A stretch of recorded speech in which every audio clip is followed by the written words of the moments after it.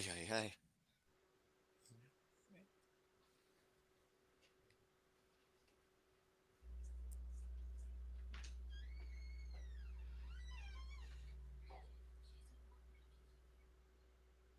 Out of chaos sometimes comes order, and sometimes there's an upset to that order. When you refuse to listen to authority and you want to do things your way, it certainly can lead to change. As I'm sure we're on the rise this Sunday for a rebellion. Welcome to the discussion.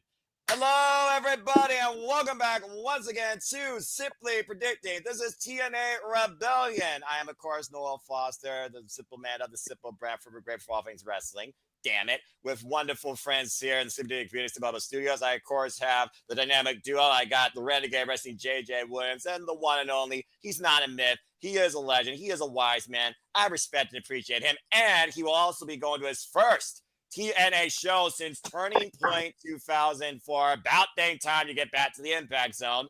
Jeff Munner, Meacham, and we also are rock and rolling with made his debut, by the way, TNA commentary analyst, DJ of Rock and Ropes. In favor for those that are tuning in, please like, subscribe, comment, tell a friend. If you're part of the TNA Predictions League, the forum will be live once these streams conclude on all the respective channels in the comment sections too. And if you want to dictate the conversation, super chat or PayPal the page, as simple as that. And yes, I know I'm going against SmackDown. This is my channel and I don't have USA Network. Boo-hoo. So please remain hashtag spoiler free. I respect your take on all things wrestling, as I hope you respect ours. That being said, let's go around and give everybody's initial thoughts before we get right into this card. And that being said, I will start literally with the man literally telling the Rangers to go. The Renegade Wrestling JJ Williams. JJ, you're not Czar, but hey, I still respect you. How you feeling tonight? And how you feel about Rebellion this Sunday? I am doing well. As always, Noah, it is good to be seen. I will say this first and foremost before we go through any of these matches. I think Ryan Nemeth did some of the best acting I have ever seen from him this past Thursday on Impact. Right? That should get him an Emmy nomination. Really? Yeah. Because Ryan Nemeth, I have made my feelings known about the abilities from Ryan Nemeth. I was thoroughly entertained by his performance. Fair enough. I'm in the command center as a tribute to you, Datilla, because I know you are unable to be here today. Yeah. And my face is right center where Zordon is, so I am Zordon. That's a scary thought. JJ is going to help us save the world. We're all in trouble for sure. Hey, Zordon, much like the 17-time champion, is a man you can't see. Hey, I saw John win that title clear as day because Cody couldn't nut up and pull the trigger. Again, bad guy, good guy, the guy. You see where the equation lies. It's Boom. Yes. This guy will be here on Sunday, taking in the sides of TNA Rebellion, where he could see more history unfold. Jeff Meacham, it's so great to have you back on Simply Predicting. How are you feeling about this card and going back to the Impact Zone this Sunday? It is wild to me that in 2025, if things go the way that I feel they should go, within a year span, I will have seen three of my closest friends in wrestling become a world champion: Bryan Danielson, John Cena, and now Frankie Kazarian, if it happens. Plus, the Nemeth brothers were fighting the Hardy Boys in front of me and other friends that I haven't had go to wrestling. Jenna from Paradise Kitty, because of the Nemeth brothers connection, because they're such big Paradise Kitty fans. Jenna will be there as well, so it'll be good to see her. Datilla and I are going to Rebellion. We're sitting together, Rebellion. I'm so excited about that. It's just going to be an awesome opportunity to see some wrestling and not have to pay tens of thousands of dollars to have a good time. God forbid. And it's down at SC, which depending on which side of the family I talk to, it's a good thing I'm going or a bad thing I'm going, especially on this fan side of the family. My goodness. But I am always glad to get out to LA proper and see a championship opportunity. By the way, totally off topic, and I know you're not a sports person. The Kings need to come back to LA and leave Edmonton up there.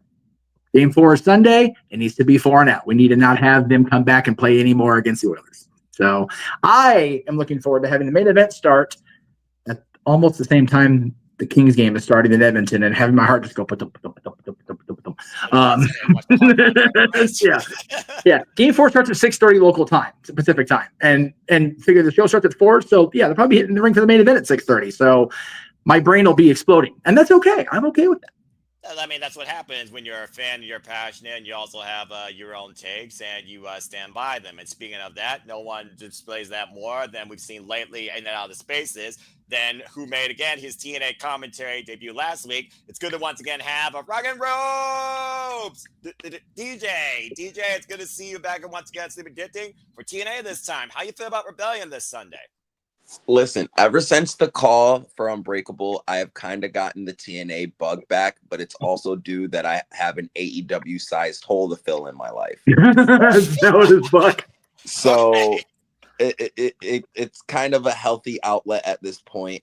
I'm excited to see a lot of these matchups. I'm sorry, Jeff.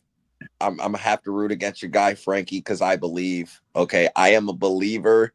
I will forever believe in the man named Joe Hendry. Hey, he said his name. You know what, though? Name and he appears. I believe in Joe Hendry. He had to do it once. So I believe in Joe Hendry, too. I believe so much in Joe Hendry that I know that shoulder is bugging, and I know that Randy Orton didn't help with an RKO. Joe's done. Two of them. Two of them. And then he did the pose. What you have to keep in mind, DJ, is that Jeff and I believe, I am sitting here wearing merchandise proving that I believe, which I know is something that both Noah and Attila would have never thought they'd see a year and a half ago. Nope. Now we just need to get Noah in a Chase U t-shirt, but I digress. However, what you have to realize, DJ, what you have to realize is Jeff and I have known Frankie for years on a personal level. Yes. So this is like a friend ascending to the top of the mountain for the first time in his career. Yeah. So there's gonna be that personal bias from Jeff and I. Yeah, which is why. How many times have I beaten the Kina TNA thing through to Noah Foster? Yes. Can't be a king until he has a crown. Well, Sunday, goddammit, he's getting it. And that's it. Take his proper seat in the throne. I'll be crowing, I see it. Go ahead, Jeff. I know you got a thought. I just, it's one of those, the second time I ever saw Frankie wrestle, I mean ever, okay, was him beating a certain now general manager of Raw in a loser leaves PWG Steel Cage Heavyweight Championship match. So the second match I ever saw Frankie in, he was winning a championship, which evolved into a world title down the line. But this is an opportunity for him. And there is an opportunity for him. And it's only been, we have an interview that we recorded on Wednesday. It's going to be posted just prior to Rebellion on Sunday, for the record. I'll try to send you the graphic, Noah, with the way the phone is. I don't know. But he's had five TNA Heavyweight Championship opportunities in 20 years. Bullshit. Yep. Like, it's absurd that Frankie Kazarian's only had that amount of opportunities. AJ, and just through the years. Granted, he's next division guy, he's tag team guy, that's great. But no, it's in SoCal. The champ's going in. You know what? Let's break the rest of this show so I can get to work on time. We'll talk about how I feel about the championship match when we get there. I'm totally going off format. It's not even my show. As usual, I'm taking over a show. It's not even mine. We missed you. It's okay. I missed you fucking too, for real. I did. JJ moderates the moderated weekly conversation of Wrestling Madison Saturday night. I moderate the periodical conversation on wrestling predictions on any given night. So it is what it is. And DJ's just toxic as fuck sometimes. It's okay. Hey, knowing and acknowledging is half the battle. Yeah, Joe. All right. Well, that being said, let's freaking go. And without further ado, it's the community. And yes, JJ, I see. Really quickly, just so that Jeff doesn't have to worry, I saved the image that you tweeted out, messaged it to Noah so he can throw it in there for the shills about the interview. That way Yes, you don't thank have you. to worry about messing with it on your phone. Beautiful. Yeah, because it's easier through a computer, through a direct LAN connection. That's your IT tip for the day, folks. But I think without further ado, for the Yeah. big community, gentlemen, lady, professional wrestling fans, casuals, hardcore enthusiasts too, let's get right into it. So again, it is once again that time. It's one of the big four. A company that actually has big four pay-per-views. This is TNA Rebellion. It'll be, of course, coming to us from the City of Angels, Los Angeles, California. From the Galen Center. It, of course, will be Sunday with a 7 p.m. Eastern Standard Time, I believe, kickoff for us, the 7:30 p.m. Eastern Standard Time for the countdown to TNA, before you all can watch it along with us you want on pay-per-view or being a TNA Plus subscriber, of course, for the 8 p.m. Eastern Standard Time on Sunday night. There's one time I don't mind a TNA show being on a Sunday night versus a Friday night. I actually think that I'm pretty sure the main show starts at 7, but I could be wrong. That's what the Galen Center marquee says. So well, that might be when the doors open too. To be fair, so. Doors are at 6:30. I know. Well, the doors are at 6 because there's a private pizza party before the show for the fancy folks at 2 o'clock. Oh, So, really? Yeah. Oh yeah. Oh yeah. They're having a whole to do down there. So they're having a private party before. I think they're letting us common folk, if you will, in at 3. Common folk. So. That's what we're calling it now. The common folk. The common man, if you will. Common man will be in the arena at 3, baby. We're gonna be taking our teeth and then we're gonna start at 4 and do our thing. God damn it. Go ahead. I love your Dusty impression. I have been working on that since I interviewed him, and damn it, even he praised it. So there you go. I mean, It's okay, baby. We riding on a lightning bolt today. Just We riding on the wave. are living at the end of a lightning bolt. And I tell you what, right here, public if you will, we gonna crown new world champion on Sunday night, baby. What a time it is to be alive. Anyway, that's enough of that. I'm not Southern, but I get the respect. Also, again, Dusty Rose forever immortal. Actually, according to the website, it is 7 p.m. Standard Time for the countdown, 7:30ish, and 8 p.m. for the pay-per-view. So unless they change it, because again, only cars meant to change, but times is meant to change. Either way, we're still going to get right into it. And since you mentioned about countdown and times, you'll be taking in not only the wrestling, but the sites. Let's go ahead and walk with Elijah, shall we? Elijah, of course, has an open challenge that will be part of the countdown. GM Miller, I guess, is his ultimate groupie. We'll be introducing this man. So Elijah has proposed an open challenge to see who wants to walk with him in TNA. And since we walked with Elijah in TNA Wrestling, it's been a unique spectacle. Now, considering who's in action on this card already, I don't know. But the last time we had a countdown open challenge, somebody crossed the line from a certain brand and confronted something. But that's a whole different conversation. So that being said, I figured we just shoot the breeze for a moment, just throw out a name, whether NXT, TNA, or some other place, considering an acquisition that just happened. If you guys think someone is going to show up to Walk with Elijah, so I'll start with JJ. JJ, you got a name? What do you think? Please don't steal my answer. As long as your answer isn't the one that I said to you on the phone, DJ, then we're going to be good. Because me and DJ had about an hour-long conversation before getting on here after his space ended. Yeah. Just kind of shooting the breeze. I mean, Jeff, you kind of questioned about it before we went live, kind of pertaining to that topic. But we talked wrestling, to coin a phrase, as well. Fair. And I have been hearing rumors going around the internet, and if rumors are to be believed, since we saw the man we all believe in cross the line at Wrestle fucking Mania, still can't believe that happened, and he not one but 2 RKOs from a main roster superstar. You know, that thing that you said was never going to happen, Noah, that it was always going to be NXT and A, the main roster was not. So I have been hearing grumblings that there is another main roster superstar name that's been getting thrown around to do something,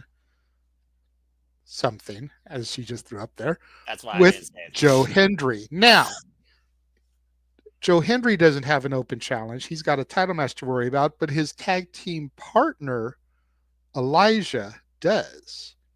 So I'm thinking this could be where we see that main roster superstar cross the line, do something with Elijah, win which I know would surprise a lot of people, but brutally win so that we can then work towards something with Joe Hendry.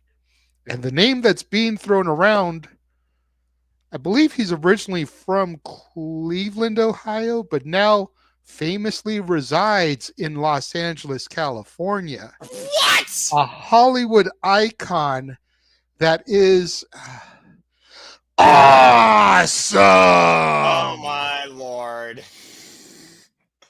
I'm wondering if Okay, this is so going to be the Miz, if the rumors are to be believed. Oh, okay. Let me just make sure that disclaimer thrown out there again. If the rumors are to be believed, Pinch of salt the thrown Miz. out there. accurate. Hey, it's your bestie that's been reporting it, DJ. That's fair. So not only am I going to see Ryan and Nick challenge the Hardys, not only am I going to probably see Frankie be a world champion. Now Miz Damon's in the Jesus Christ, dude. It's like let's just have a Jeff Meacham friends party. Fuck it. Okay, cool. I mean, I'm here for it. I mean, hey, make your experience the most memorable it can be. Still, one of my most experiences last year was Bound for Glory. So I mean, you know, There you if go. his neck wasn't fucked up, I'd say let it be KO. Right. Because the whole Elias, Ezekiel thing, and now here's Elijah. It's like, Dude, God damn it! It'd be hilarious if Kevin Owens just comes out. I knew it. I knew it the entire time. Elias, You liar. there you go. Have Kevin walk out there and have Sammy just kick Elijah's head off just for them to just walk away for no reason. There we go. There's a heavy rumor now that he's done his thing with Hendry about working a Miz Hendry thing. Be awesome. No pun intended. And if the end goal is to get to Hendry and Cena, yeah, it's just another notch in the John Cena rivalry. Yeah. I love it. Dates. We'll see, man. Your final countdown, 28 dates. So that being said, JJ has set the bar extremely high. 27 because he's kicking off SmackDown. Oh, nice. And it was announced ahead of time, so it's not a spoiler. I'm not sure what's going on, but 27 now. So. Thank you for that. Yeah, I forgot that because, TikTok, where he will try to stop the time as we know it.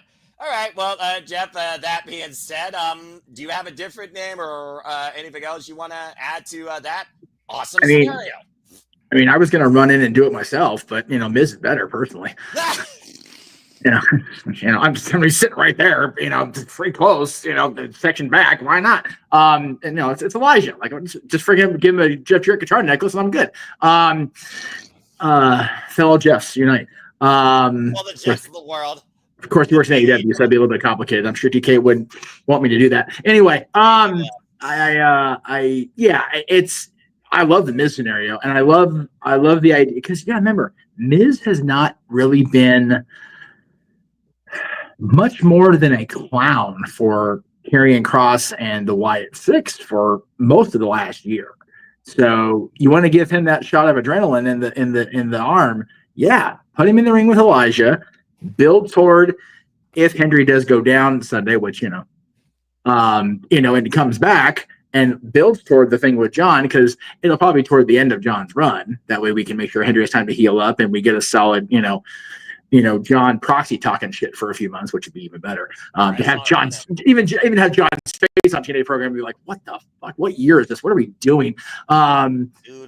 Yeah, I love the Miz idea. Like, I can't even top that. I was gonna make this whole big joke about me doing a run in from the crowd with a fucking hardcore champion referee, but dude, JJ is way better. I can't even touch it. Fuck it, whatever. Fair enough. Well, DJ, it's on you. I mean, we know it's also gonna be not all Ethan Page, because of course he's involved in the main event, and as we saw on TNA, he of course lost to Elijah alongside Kazarian as he left his tag partner, your buddy, High Drives. Elijah was able to put Kazarian down with the Highwayman's Farewell. So Ethan Page, you suck. Dude. That being said, DJ, do you have a name that you want to throw out, or did JJ steal your spotlight? Can you guys hear me? It said for some reason it said I was still muted, but he didn't completely steal my spotlight because he put a germ of an idea when he brought up the Miz thing earlier, and I kept it to myself because I wanted to save it for when I came up here. Fair. What about Karrion Kross? Okay, yeah. He just cut that scathing promo on Triple H saying, and basically WWE itself and he's not taking himself seriously. Who's a better victim for him right now than Elijah? Yeah, right? That's fair. And it still fits your criteria, JJ, of a main roster guy coming over to do something with TNA. And it's not like they're sending over a quote unquote main event guy, but Karrion Kross is currently on a rehab tour. And if you're trying to do something and do a big surprise for an open challenge, you have Kross and Scarlett go out there with that timer. And by the time that timer's done, Elijah is sleeping with his guitar. That's right. And I mean, that's what I'm pitching and hoping that's happened, because I don't know what they can do with Karrion Kross on the main roster right now, because they're trying to tell so many other different stories. He's going to get lost in the shuffle. If you send him to TNA and start getting interest down there, because you're seeing main roster talent on TNA shows, it's not only going to get buzz for TNA, it's going to start getting buzz everywhere, because people are going to be like, okay, WWE is completely taking this seriously now. And we don't know what's going to happen. DJ, you got to figure with this AAA announcement, they have to start showing that they are invested in their partners and their new acquisitions. You send main roster guys down to TNA, that's the way to do it. And personally, selfishly, I'm good with seeing Mizanin or Kross in the Rebellion. Like I'm here for that shit either way. I love both those guys to pieces on a personal level, let alone professionally watching. It's awesome. I'm here for either one of those. Way better than my running shit. Jeez. Yes, JJ, I see your hand.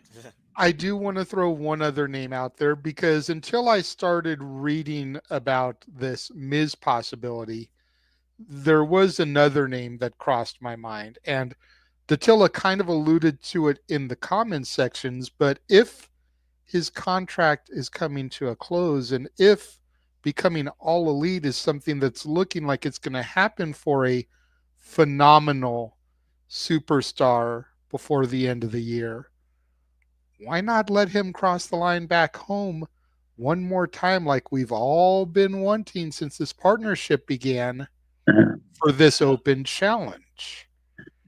That'd be unique, but I mean, as much as we wanted Oba and Moose, once all this began, as much as we wanted Santino and Ariana doing segments together, which you got, when all this began, which both those things we got. Yes. The other thing we've really wanted is the phenomenal one coming home to TNA. And if his contract is up and he's looking to become All Elite, roughly between All In and Forbidden Door, so we've only got a couple of months, tick-tock, in the words of Killer Kross. Tick-tock. We need to pull that trigger. I like that, but I've been holding out for, honestly, some adversary, and they're not going to put him in the TNA World Championship picture, considering he could be facing another OG.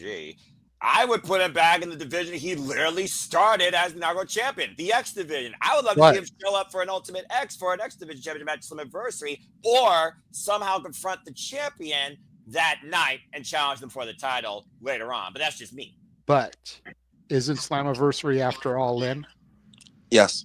Yes. And if All In is roughly the time his contract is set to be expiring. Yeah.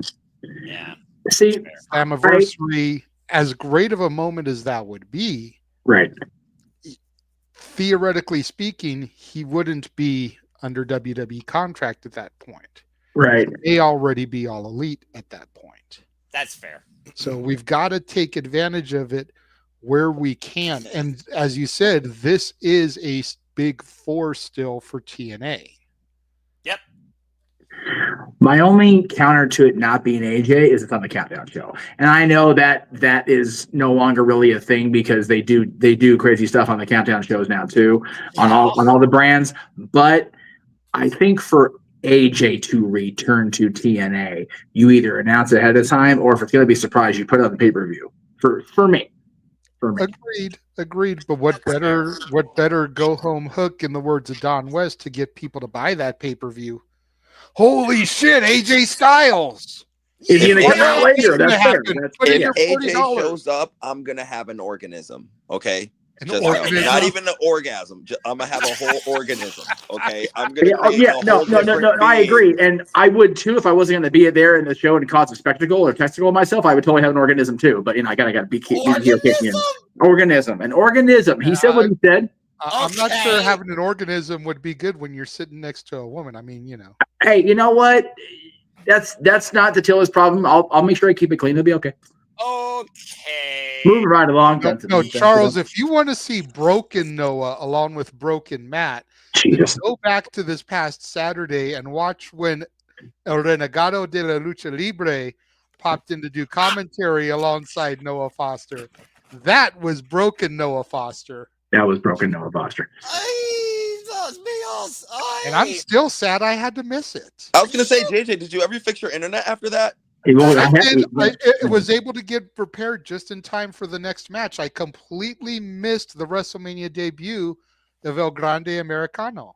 It's just absurd to me, JJ, that two perfectly hardworking Americans like you and Chad Gable had to miss even a part of WrestleMania for some freaking foreign interluders like El Grande Americano and El Renegado de Lucha Libre. Just detestable. It is wrong, I tell you, wrong. All I'm gonna say is this: you all are freaking nuts. I love you, but I sometimes worry about your mentalities. And that being said, you're in California, so you guys have all the Latinos, the Latinas, and crazy people that you need. And the best weed, so that's why. Anyway, that's fair. Shameless plug, DJ. If you missed that, go back to that video and check it out. It comes about the 2-hour 49-minute mark.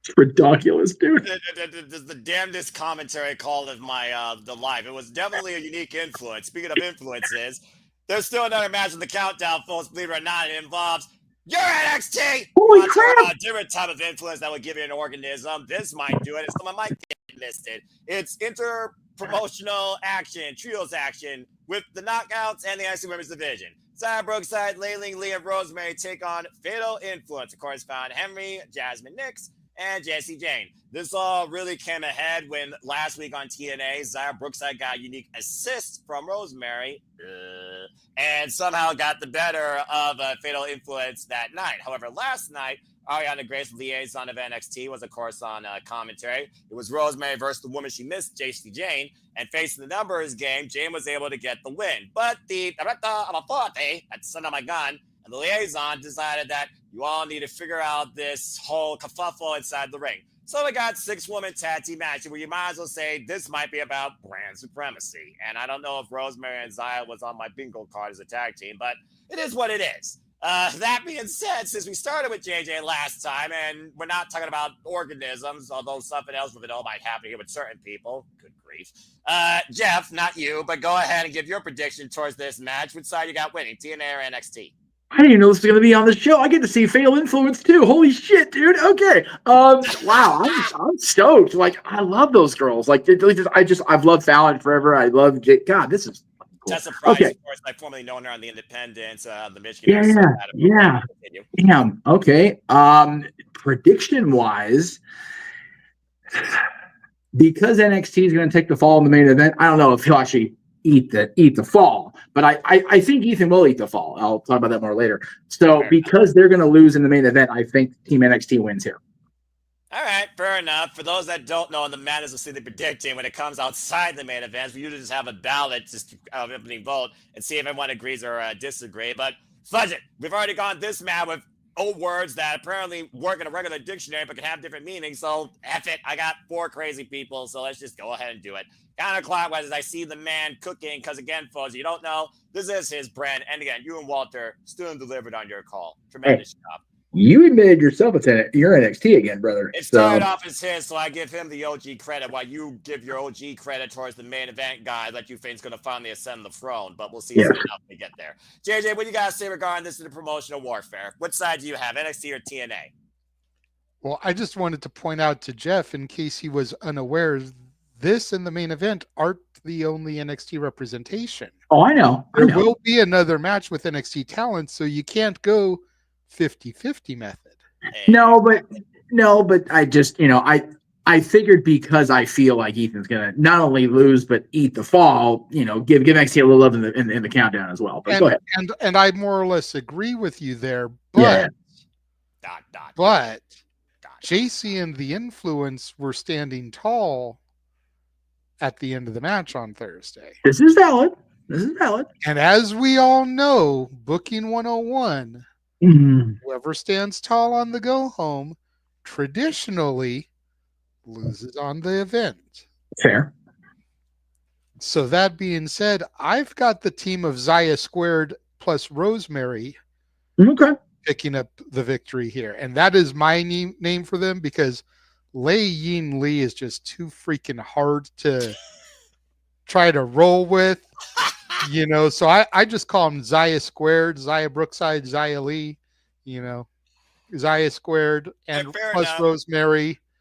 But yeah, I got them picking up the victory here because I think where NXT is going to win is going to come later on in the night. Possibly. But it surprised me to hear you pick against your girls. I know you love you some Fatal Influence, so I do. Well, I preferred Toxic Attraction to the Emu version. Jeez. That's true. But I'm not gonna sit here and front like I don't love me some hardcore country and Fallon Henley.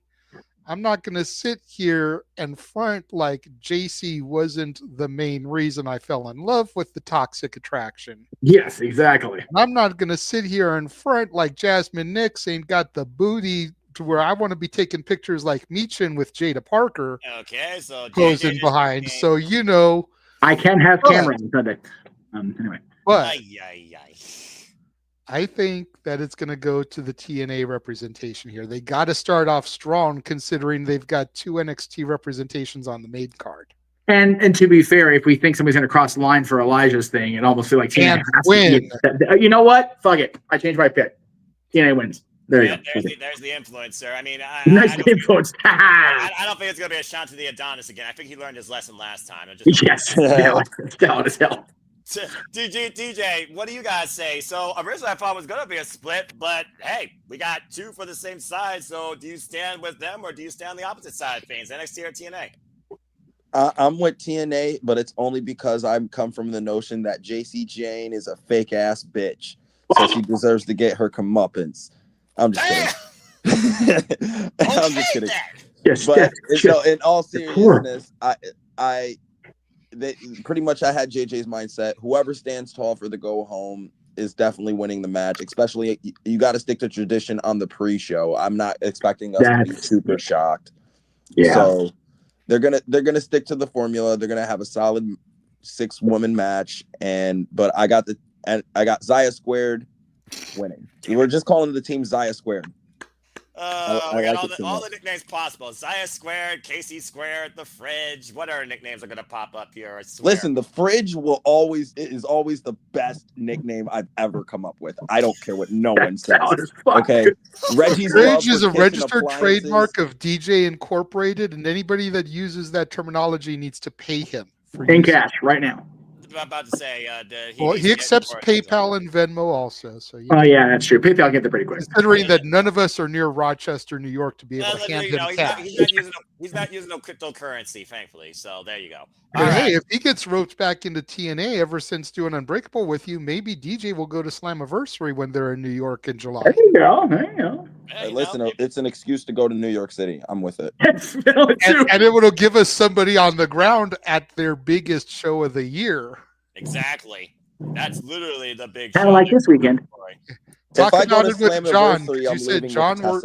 You said John lives in New York with you, right, DJ? Yeah. Talk it over with John. Make it a rock and ropes thing. There you go.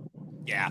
I think you're definitely on to something there, JJ. And as far as everyone going with TNA, yeah, I have to agree. Not necessarily because of the booking logic, but because Rosemary, again, psychological warfare, as she only does. What happens when a demon assassin pairs with the angel of the ring? It might be a neat dynamic, devil and angel working together. Ain't that some crazy shit? But also, I think there's something more that can come out of this when we think about tag team dynamics and what other changes can come out of this division. Zaya and Lei Lee have been quite a dynamic duo for quite a period of time, but Rosemary's been kind of hiding in the shadows with no real direction coming to light since losing the match to Slamovich and that Clockwork House of Fun match at Genesis. So, yeah, I think Tina's going to get the win here. Plus, you did see on NXT, tensions might be building in your fatal influence group when it comes to handling business. So that might come ahead here, considering this is live before NXT next week as well, cause and effect. So either way, I think TNA deserves the driver's seat here on the pre-show. And again, pre-show dynamics surprising you should not be out of the realm of prediction possibility. The freaking Inspiration won the TNA Knockouts Tag Team Championships against freaking Decay. I'm just saying, all right? I'm just saying. On the countdown. It's so good to see those two back in the ring. Anyway, yeah, so we're all unanimous here. Team TNA for the win. Okay, well, what? I heard you laugh. I thought you said something. No. Okay, just checking. We're just moving on. Okay. All right, we're good. Yeah, we're good. Well, that being said, talking about TNA, let's talk about what truly has led TNA to be the alternative when it comes to the division that is about no limits. But what happens when a heavyweight has a fear of heights? Let's find out what happens in Ultimate X, shall we? Because what better way to kick off Rebellion? Yes, Jeff, you're seeing Ultimate X live. Then Ultimate X. Then an Ultimate X TNA X Division Championship match. The System's Moose defending against. Yep, that graphic does not deceive you. AAA, El Hijo del Vikingo. Again, AAA, newest acquisition of WWE. Casey Navarro, bleh. Sidney Akin, you might remember as Reggie or Scripps in WWE. Matt Cardona and Leon Slater. And of course, the way to win this is to climb the truss, go across the ropes, seize the title, you leave with the championship. Now, truth be told, Moose, of course, he has a height advantage. But again, as Eddie Edwards exploited, and I did not know the system with Eddie Edwards' group, Moose apparently has a fear of heights. And I think it also was kind of foretold during his work in that ladder match, of course, that we called with Jeff Hardy, where, trepidation aside, if it wasn't Felicia Edwards, I think there very well could have been a new champion. But also, it's all about that system reboot and Eddie Edwards reinvigorating the system. But again, Ultimate X, I've seen the title change Ultimate X so many times, though, over the years when it comes to the pay-per-views. It's a very unique dynamic, and I do wonder if Moose still needs to hold on to this championship. And again, biggest man in the field. DJ, we're going to start with you here, and because it's a six-person field, you know what that means in predictions. You get 2 picks, primary worth 2, secondary worth 1. So, DJ, who you got leaving with the X Division Championship? Who beats Ultimate X? So I didn't know El Hijo del Vikingo was in here, and that's really interesting now, especially with the new acquisition, because that, I don't know, it kind of just means a good sign to me, and that's why I'm kind of picking him to be my dark horse and win this. I don't think you put AAA's top star in one of TNA's biggest matches if you're not going to have him win. I think he's the guy to dethrone Moose right now. And Moose don't have to take a pin or actually have to lose. So I'll take him for pick number 1. And I wanted to bring this up first, but I saw that the El Hijo del Vikingo thing caught me off guard. It's funny how every time Sidney Akeem comes across mine and yours face, Noah, we're previously talking about the fridge and his current love for kitchen appliances. Or former love. I'm more of a microwave guy, but that's a whole different conversation. Continue. So it's just kind of funny every time we bring him up, or bring her up, I'm sorry, he comes around right after. It's kind of hilarious.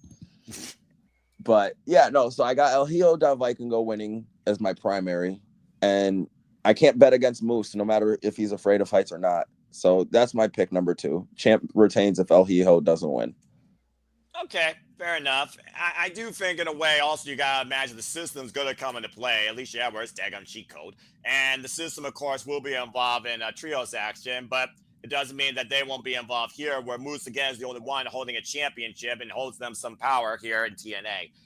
I think Moose definitely is a safe pick as far as a secondary, so I was thinking about that as well. But when it comes to the primaries, how many times has Leon Slater been butting the heads and confronting the system, especially Moose for that matter? I think it would really stick it to the system if he actually came across and won the title, especially since he's already been given so much promise endorsement by the Hardys, who we also know will be in action later, and also the Hardys and Slater have been feuding all over the system, but with the Nemitz. So I'm actually going to go out on a limb here and say Moose secondary, but Leon Slater is my primary. I think it's finally his time. What better way to win the X Championship than an Ultimate X for the young OG from the UK? And who knows? Maybe one day he faced somebody bouncy. Just saying. So those are my 2. All right, JJ, it's on you. What you got to say regarding I know he's in the Morphing Center. But for those that don't know, he actually does have the original X Division Championship. Respect. Also previously held by the likes of Frankie Kazarian and AJ Styles. Just saying. But who do you got leaving with the X Division Championship in this year's Ultimate X? JJ, what are your two picks? Well, as much as I do not trust the system, I think it's really hard right now to bet against the system. Accurate. So my first pick, my primary, is going to be a Moose retention, but the El Hijo del Vikingo thing, I kind of like what people are cooking up on that, because Jeff was just talking a few moments ago about how WWE needs to treat their partnerships. Now with Exactly. the AAA acquisition. So you've got the recent news of them acquiring AAA, which, just for context for DJ, Vikingo was in the match prior to that acquisition being made. So you've got the recent acquisition of AAA. You've got a AAA star in a TNA match, and you have a partnership with WWE and TNA. Yep. I think it would be perfect PR for Vikingo to get that title. You know, then a guy from AAA, which they own, is the champion in TNA, which they have a partnership, which then crosses the line over to NXT for sure. And depending on how things go in the next few days and beyond, possibly more main roster. Going into Worlds Collide, where Vikingo could be defending the X Division champion on a WWE produced AAA show. Which I'm attending that too. So, you know, let's just thought I'd see in a million fucking years is what my Magic 8 Ball just said. Yeah. About to say that's a Magic 9 ball. That's why he's my top pick, though, because of the PR. I thought the same thing you're thinking. The PR hit. Again, what's a better way to capitalize on that than have him win the X Division champion and show that WWE is taking all their partnerships seriously, not just one. And I'm right there with that logic, DJ. But like I said, right now it's kind of hard to bet against the system. It's just like when Roman when his lengthy fucking title reign, 4+ years, it was hard to bet against Roman until he lost the title. It's like Big Match done. About to say, I mean, there's a now, reason why now it's easy to bet against Roman. He's lost. He's lost more than once. Roman losing isn't such a holy shit, Roman Reigns just got pinned situation. Yeah. That's very fair.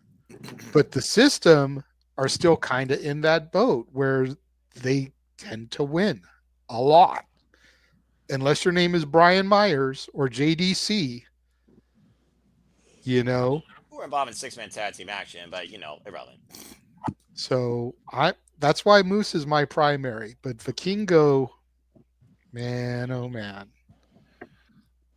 Jeff, it's on you. And it's, of course, not the first time we've seen El Hijo del Vikingo. And last year, you and I called the reborn of TNA at Hard to Kill when they announced originally their partnership with AAA. But it wasn't an acquisition as far as, for all we know, last year was this building to what we got now that is literally as official can get. We saw Hijo del Vikingo last year challenge Primo Mike Bailey, I saw live, for the X Division Championship at Bound for Glory, came up short. Now he's got another chance to get the title in the match to define the X Division Championship. Ultimate X, Matt Cardona, of course, freelancer, Case in the Viral, who cares? Cindy Hakim, formerly Reggie. Leon Slater, though, he's been butting heads with the system. I can see him doing something incredibly stupid off the very top of one of those structures. But that being said, Jeff, do you trust the system for 8 of your picks, or do you have a different mindset entirely? What are your 2 thoughts and picks? So Moose will be my primary because, again, hard to bet against the system. But for stupid, just haha, but also reasons of promotion beyond just TNA, can you imagine, just for a minute now, especially with promotion, the partnership being acknowledged and open and out there, can you imagine if Matt Cardona wins the X Division title? Oh, God. Like, for real. Like, honestly, between him being the X Division champion, and if Chelsea survives the night as the U.S. Women's champion, which I don't know. I'm not watching. No spoilers in the chat room. We will ban your ass. It happened. It hasn't happened yet, but Okay, good. Okay, good. highly unlikely in all likelihood, in my opinion. But continue. Insane. I agree.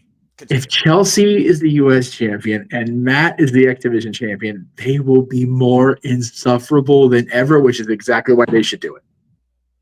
I like that. Of course, the So- Deathmatch King, the Indie King, literally taking the X Division Championship to every company possible, not named WWE. Right, dude. Imagine him being in WWE, in AAA, in TNA, and going throughout the Indies with that title. And then, because we know he bought one, because Chelsea told us so in the interview with Chris Van Vliet, he's carting along the women's title, U.S. women's title too, just to be an obnoxious twat.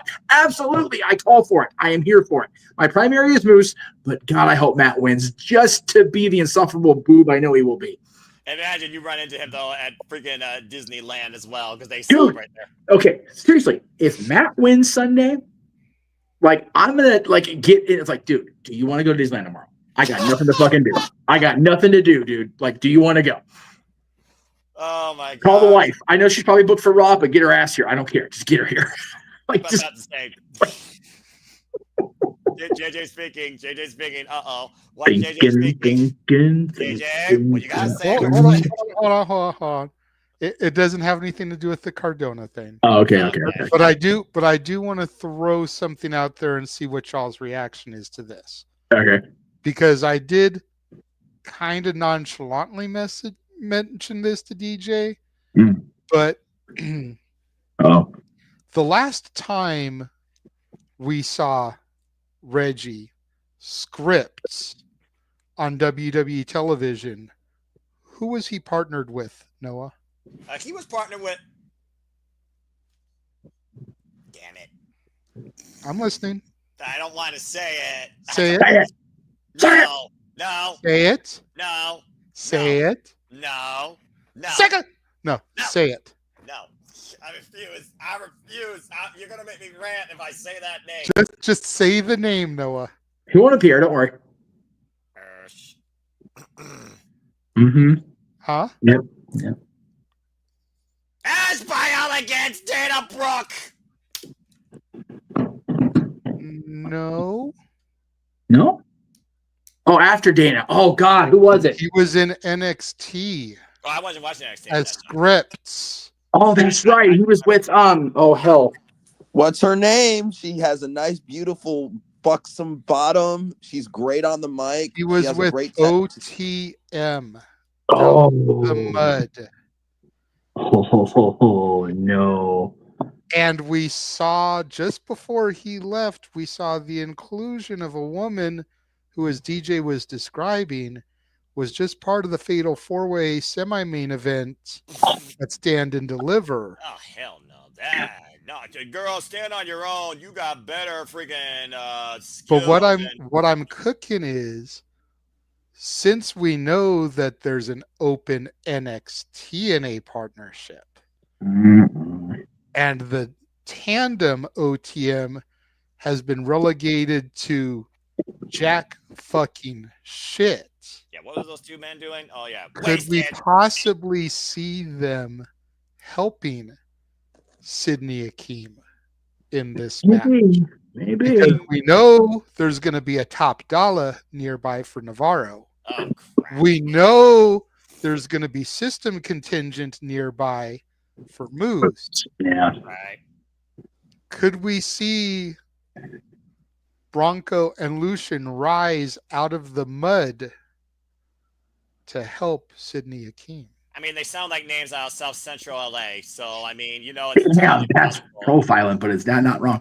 Am I wrong? No. And I'm sorry, but I'm sure Jeff would love to be amongst the thousands in the Galen Center chanting, Miss Parker, Miss Parker, Let him know. Miss Parker. So yeah, but if Matt or Country Moose Center, don't I think, win, place in South Central. yeah, and that's fair. If Matt or Moose don't win and Vikingo doesn't win, they're gonna have to chain me to that chair to not run in because I'm gonna be upset. So probably not a good idea.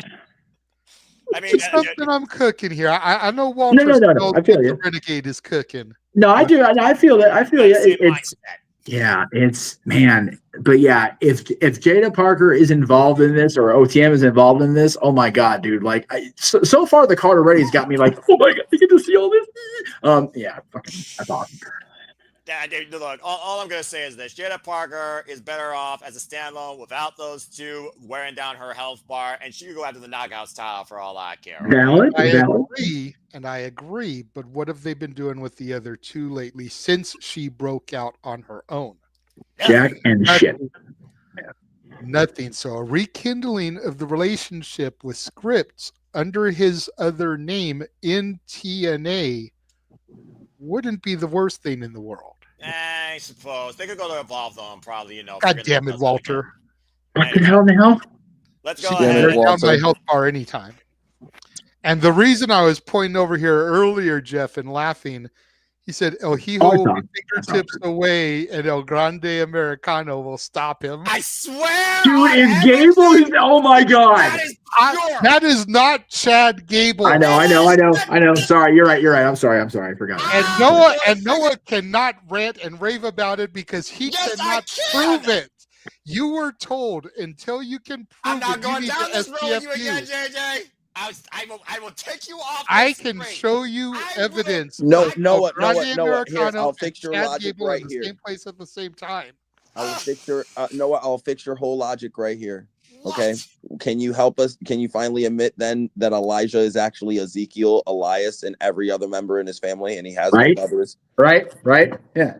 By your I logic. haven't seen Ezekiel since Kevin Owens sent him on a stretcher. What are you talking about? Hey! Was Mr. America ever proven to be? Well, okay, that's a bad devil because there was. Exactly. I forgot. Vince did me dirty on that one. I forgot. Okay, wait, hang on. Did they ever prove the Midnight Rider was Dusty Rhodes? Did they ever prove Stagger Lee was Junkyard Dog? I was just gonna say, did you ever? I was just gonna bring up Stagger Lee. Thank you, Jeff. Did they ever prove the Yellow Dog was Brian Pillman or Barry Windham? God, no, they did not. Did they ever prove the Black Scorpion was Ric Flair? Yeah, Actually, they did. they did. Starcade 90. Yeah, they did. They did Yeah, prove that yeah. Junkyard Dog. That was a legit question because I didn't think they did. But No, they did. Yeah, Hogan and Flair, the two most legendary figures. They both can't do their own fucking storyline right, of course. Man, did they ever prove that the Shockmaster was Uncle? Never mind. Don't you say it. Only Dunn did him dirty on that one with the stupid flat. Yeah, never mind. Noah, move on. Oh my God, no, I can't. Okay, Continue, Noah. Yeah, we're gonna Tangent. move away from the forensic. What files time is it, here. Noah?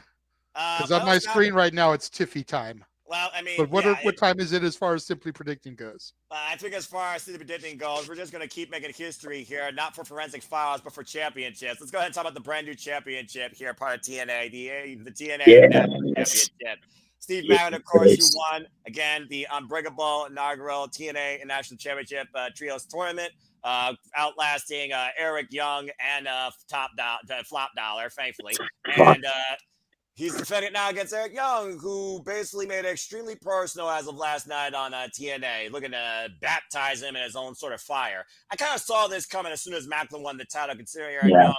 If Macklin doesn't want to rule by him, then Eric Young will rule without him, I guess. It wouldn't surprise me if the Northern Army gets involved here as well. Bottom line, it's literally first defense for the inaugural champion for a brand new title, TNA National Champion against guy that literally has won every damn title in this company, including the one I'm not going to mention because that one is just wrong on many levels, despite the fact people say it instead of pronouns. And I'm leaving it at that. Did he not win it? He did, but still should not have happened. It's the mixed gender tag team titles only exist in AAA, and I'm going to leave it there. I agree. But JJ's dying on the air above me, so I'm going to go ahead and do my prediction first. For perspective. Wow, what happened? I can't say because it's spoilers. Oh, I have SmackDown on. Oh, God damn it. Okay. Well, we'll talk off air. I'll just say the person that came out to confront Tiffany has my jaw dropping. Oh, okay. God damn it. Is it the fridge? No, DJ. Okay, that's all I need to know. Okay, I just want to know if I'm safe. That's all. Okay. It was for my own personal safety and everyone else's around me for the next 2 days of spaces. Okay. Well, just JJ, tell you what, private chat to the four of us. We can all try to keep our reactions tempered. Go ahead, Jeff. You first. What do you got to say regarding this? Just with a man of for perspective. the only TNA show the only other TNA show I've ever been to, Turning Point 2004. Yes. EY and Bobby Roode regained the NWA tag titles from 3 Live Crew. How much of a trip is this fucking match for me, right? Jesus. Right? You're seeing Eric Young, world-class maniac, leading Sinner and Saint that we watched in Prestige Wrestling, literally go after Steve Macklin for another championship. Yeah. So, yeah, Eric and Bobby, Team Canada, led by Coach D'Amore, became NWA Tag Team Champions again over, I think it was Conan and BG. I don't know if Truth was in the match or not. I forget which two defended the NWA tag titles. Somebody can Google that. That'd be helpful. But anyway, continue. But yeah, so here I am 20 years later, and EY is challenging for a brandly established title. He's not going to win. Steve's going to retain the title. But just for me, it's just like, dude, my only other TNA show, and EY is here for this one. God damn it, we're getting old, and I'm here for it. Macklin retains. Yeah, I feel like, again, if you're going to set a pace for a brand new championship, you got to have the champion show how strong the championship is. And battle test and serviceman of our country, I think Rafa deserves to show how many times he can tag and bag on building an actual legacy for this title. I got Macklin as well. Does anyone here think Eric Young's going to win? Simple nope. I think so. I don't think he could win, but I wouldn't have a problem with it. Oh no, neither would I.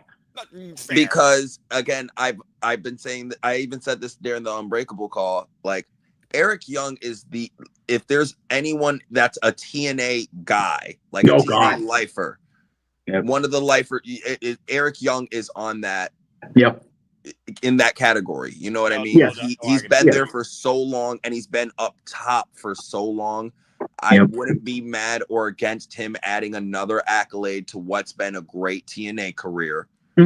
Especially a brand new title. You want to establish it. Why not? I understand Macklin won it. I don't think he needs to have like a long reign with it. I think someone like an Eric Young could help kind of establish that title with his cachet and resume. Yeah. And Macklin, and you can build a story to Macklin recapturing the title since he already captured it already. Yeah. And they already have the history. So keep built it, again. I just don't see it ending right here. I can see this going for a little longer. Maybe it's anniversary. Yeah, I mean, you know what I mean?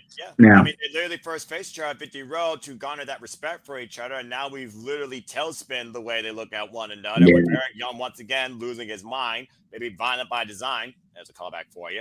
And right now is a one-man army front toward enemy once more, where the only person he's opened up to now is literally in his crosshair. So I do see what DJ's saying.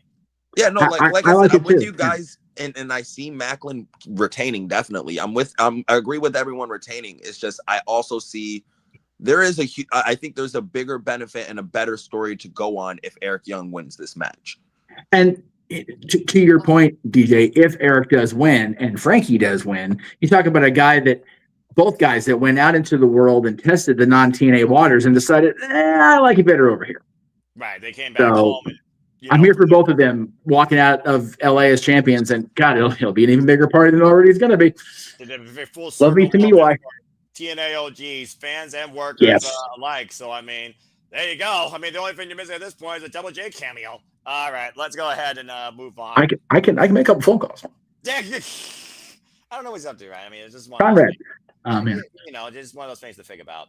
All right, well, speaking of making phone calls, who would have thought you'd see Sean Waltman in TNA again? Because look at this six-man tag. We have the Rascals and Ace Austin with Sean Waltman. Yep, you read that graphic right. Taking on the system with Felicia Edwards after what transpired. Yes, Jeff, I see your reaction. You want to talk about more callbacks of people that you know? My God, I can't believe I'm going to see Sean. Holy fuck, dude. I'm going to cry. I'm so happy. Oh, my God. Jeff's literally favorite live wrestling experience that he's had his whole life. No, it is, dude. Like, I feel like I'm not even going to watch the pay-per-view anymore. I'm just going to be looking for Jeff in the front row reacting to everything. Seriously. Like, Jeff, just know you're taking away from my pay-per-view experience because I'm going to be watching you and your reactions the entire time. Dude, this is the thing. I got these graphics and I didn't even look. I was just like plaster and shit, but fuck me, dude. I'm going to see Sean. Breathe. All right, continue. I'm sorry. Walter. Walter's not lying. Stop Walter when he's telling lies. Most truthful comment tonight. No lies detected. Seriously, this is the Jeff Meacham Appreciation Show, and I'm not having a problem with that Yeah. whatsoever. Seriously. Thank you, Jeff. Thank you, TNA, for giving this to Jeff. Yeah. Forget thank you, Trish. That's right. Thank you, Jeff. That's right. I love you, Trish. I love you, Trish. Don't even. No, stop. She's the GOAT. All right, let's calm And down. thank you, Paul, for booking this match that is in front of my eyes as we speak, because holy hell. Right? Yeah, Seriously. it's Good stuff, man. Very happy. Anyway, yes. I love when wrestling provides. But yeah, we saw, of course, in tag team action, Triple Holiday Sauce taking on Moose and JDC. And thanks to that cheat code, Alicia Edwards, distracting the referee, JDC was able to go low on Trey and get the better of the Rascals that night as the system, Eddie Edwards and Brian Myers, they struck him and put him away with probably, I believe, a system overload. Of course, we saw for the better half of literally last year how much the system were feuding with the likes of the Rascals and ABC when it came to being and not being the TNA Tag Team Champion. So once again, does the system work? And is Sean Waltman the technician to shut it down? So that's what you got to figure out here. I mean, DJ, we'll start with you on this one. Do you have the system once again working, or do you think Sean Waltman helps Ace Austin and the Rascals get the better of them? So I think we might be seeing the downfall of the system finally. Yeah.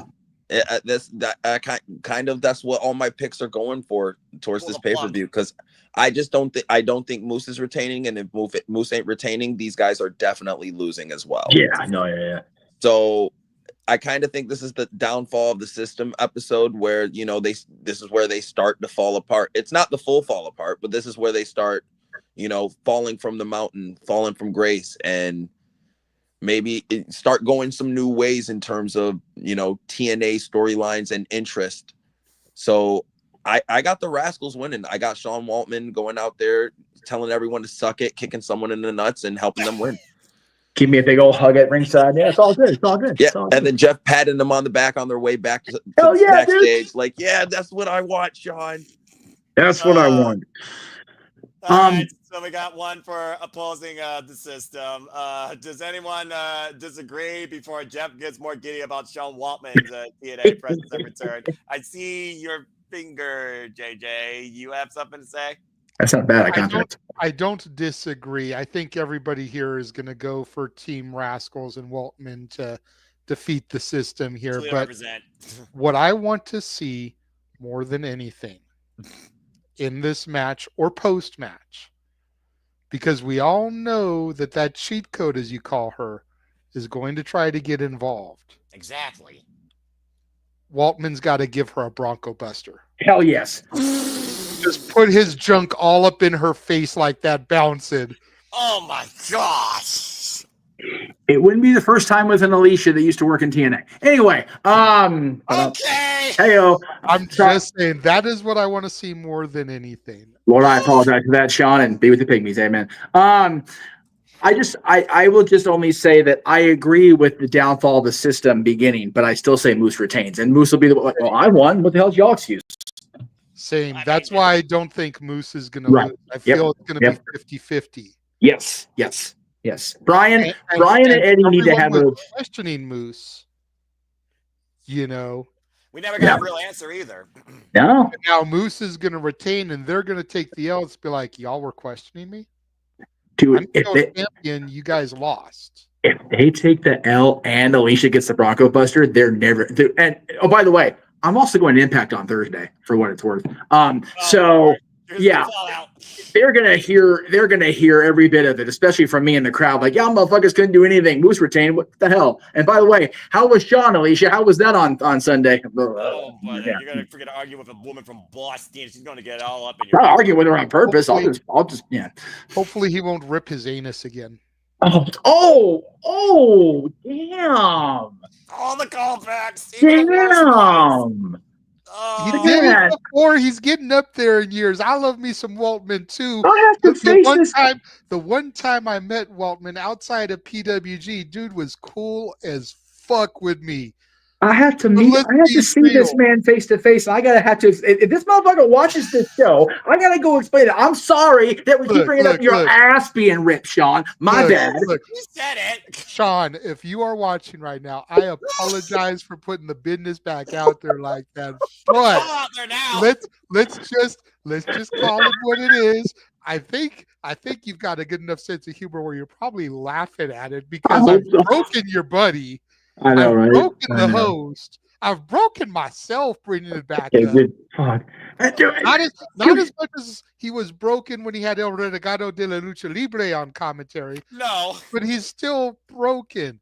But you can't fuck with that because you weren't there. So, But you can't sit here and pretend like that didn't happen. We just don't want it to happen again, bro. That's all I'm saying.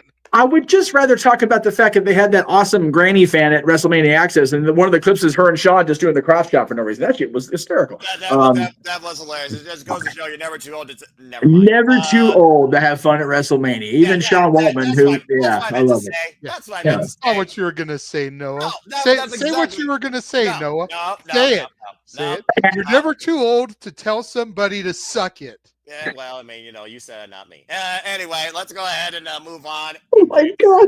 This is more open-ended than Nia Jax's hole. Good grief. Let's go ahead and move on. I am making an executive decision. That's not my fucking show. There'll be no more anus ripping talk on the rest of this show. Can we do that? Can we move on? Can we move on? The whole top row's killing me with the anus talk. Anyway. Generation X with their public speaking serum with every curse word known to a sailor, and this just gone a whole different way enigmatically. So let's go ahead and move apologize. Enigmatically. And that, never mind. Let's go ahead and move on. I was like, that would be a great transition, Noah. Talking about, multi-people madness. Let's go ahead and talk about, once again, NXT represent with the women. Jesus Christ. Yeah, I'm about to say, you're seeing this as well, Jeff. Let's go ahead and talk about NXT versus TNA for the TNA Knockouts for Tag Team Championships. Ash and Heather by Elegance. I hate that name. Taking on, almost a name I hate just as much, the Meta Girls, Lash Legend, Jakara Jackson. Taking on Spitfire, the former TNA Knockouts World Tag Team Champions. And the travesty that they lost the titles, of course, how. And, of course, the freakiest tag team in NXT, Gigi Dolan and Tatum Paxley, which, might I add, Gigi Dolan and Tatum Paxley are coming off a loss for the WWE Women's Tag Team Championship, still as irrelevant as ever, against Liv Morgan and Raquel Rodriguez. Now, again, this is one of those unique scenarios where Butler, Fall Person may not come into play here. You also have to consider that I don't know if Ash is going to be very happy considering she wasn't the one that decided to put the champions in this in the first place. Because she went on vacation because I guess, I don't know, she had an issue with something. I don't know what happened with women in Hollywood. Anyway, especially when they're plastic. Anyway, Maggie Lee's been stepping up now in favor of that, I guess. And the concierge kind of put them basically in a rough spot. At this point, since he's not going to control the NXT contingent, so we got, of course, the liaison to help out. And now we got this.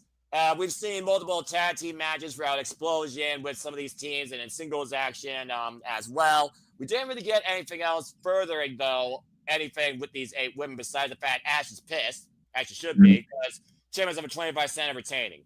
Now, there was one particular individual on this panel that I think he had I don't know if it's 50-50 or 33-33 or 33-66. We're not talking about Steiner Math here. But JJ, you got 2 of your teams from NXT represented here going up the TNA Knockouts for Tag Team Championships. Of course, we have not had an NXT wrestler win gold yet in TNA, so this very well could be the first time it happens. So who you got, Leo, with the TNA Knockouts for Tag Team Championships?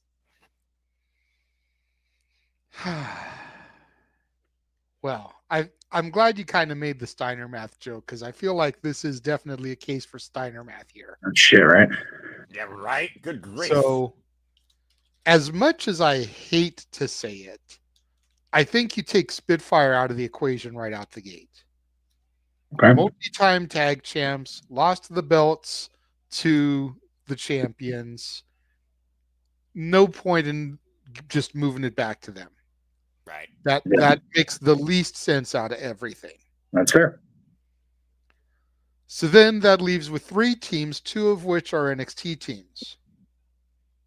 So now you've got the 66 2/3 chances of an NXT team winning. Mm-hmm. I don't think it's Gigi. and Tatum. If they had defeated Liv and Raquel on Tuesday, Yeah. I could have seen it because then you got unified tag champs. Right. Which we've been lobbying for who knows how freaking long. Continue. And so I don't see that happening. So I can eliminate the tandem that is unofficially known as Chemical X. Nice. I like that. I still think of them as the Powerpuff Girls. With Shotzi, though. It sounds good. I'm about to say, yeah, you need the complete color triage there. A But complete trio. Yeah. Well, Shotzi is the third. She's the green. that's fair. God damn it. DJ's going to be pissed. Anyways, so now we go back to 50-50. DJ's gonna be And pissed. either the champs retain, God damn it, I saw it, JJ. What the fuck? you spoke it into existence, DJ, and we'll just leave it at that. Motherfucker! Well, bro. Reggie. What happened? What? Oh, boy. But Well, so then we're left with either a championship retention or the Meta Girls. exactly. God. And I believe, you can correct me if I'm wrong, Noah, because it's been a minute, but I believe Oro Mensa has crossed the line as well. He did one time. Yes, he did. And now the meta unit is complete once again as Tuesday night, Noam Dar returned and reclaimed his Heritage Cup. Oh, Jesus Christ! I missed the television this week. Apparently. And I'm not going to lie, as much shit as I talk about Noam Dar, I popped pretty hardcore when he came out. Because he's been gone for so long that I forgot how fucking annoying he was. And Lash and Jakara have stood and delivered on their own so much that they've shown they don't need him anymore. However, with a Noam Dar return, with Oro having crossed the line before, and with Lash and Jakara looking to go after some gold, I am going to say Lash and Jakara become your Knockouts tag team champions. Wow. Okay. you're going with the Meta Girls? I am. And now think about this for a second, Noah, because draft season is here. The NFL draft is currently happening as we speak. The WWE draft usually happens between Mania and Backlash. Mm. If the Meta Girls get drafted as Knockouts tag team champions, Oh, Lord. what does that do for the exposure of the TNA Knockouts tag titles? It increases it tenfold. At least. We've been waiting for that interpromotional. Again, we were holding out almost for the Hardys being Fraxium for the NXT tag team championships. We have not had since this crossover. We've not had the opposing company stars hold the opposing company's gold yet. The closest we got to was Moose versus Themi back at Roadblock, which is still one of my biggest WTF matches of this year. Right. That was incredible. But that being said, this right here feels like a very viable case where this crossover has focused more on the women than the men, if being perfectly honest, to finally have that happen. And I think that's why they put everybody in here and made it 50-50. It's not like PG Dolan and Tam Paxley are feuding right now with the Meta Girls in NXT. And Spitfire and Angela by Elegance have been the only TNA Knockouts division feud literally this whole year practically. So you kind of need a new face for the TNA Knockouts for Tag Team Championships just to present face up on both sides. So as much as I hate to say it, particularly this time, I freaking agree with you. I think I got to go with Lashley and Jakara Jackson to finally change things up across both brands here when it comes to women's tag team wrestling dynamics. I don't think Ash and Heather, like you said, Ash and Heather were a crutch to a change. They were transitional. the fact of the matter that we got, heel, freaky face. It's a very wild dynamic where all these women represent the alternative to professional wrestling, if we're being perfectly honest, except Ash. She's, that's a whole different conversation. But it's one of those things where I just don't think the Elegant Sisters need the titles any longer. And I also think that NXT deserves some history. So I'm going with the Meta Girls like you. I can't believe I just said I have Lashley and Jakara Jackson for a championship. What the hell is wrong with me? That being said, 2 for 2. Jeff, what you guys say regarding this? You got new champs? In the interest of expediency, due to more matches and my time, I actually agree as well. I think the Meta Girls are going to win the TNA Knockouts tag titles. It's fucking bizarre to say, but I agree. Okay, this must be bizarre. I don't think we're the metaphor, but there are 4 people here. So DJ, is he unanimous? Or is he still red? No. I'm here. I'm sorry. I am partially trying to fend off the current storm. No pun intended with this one, but I am dealing with a literal shitstorm on Twitter right now because everyone is trolling me now. Going out their way to troll me now, and it's not healthy. But in terms of who I think is winning, I think you guys are right with Jakara and Lash, but my preference is Chemical X if we're going to have an NXT win, because we need to make them mean something, and Jakara and Lash they have already had their quote unquote shot in terms of the NXT women's tag gold and stuff like that. True.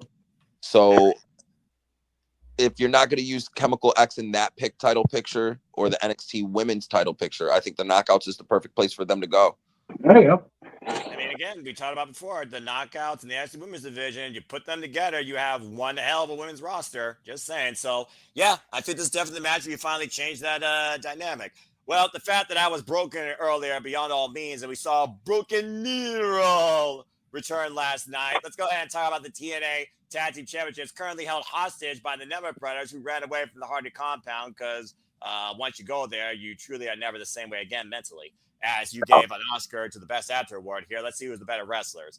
2 teams of brothers. It's Matt and Jeff Hardy. At this point, it's probably Broken Hardys. I imagine Brother Nero and Broken Matt are going to be here to delete the Nemeth brothers, as, of course, the former TNA World Champion, Nick Nemeth, and, of course, Ryan Nemeth, his brother, are challenging for these titles after the fallout at sacrificing that 10-man steel cage, simply put.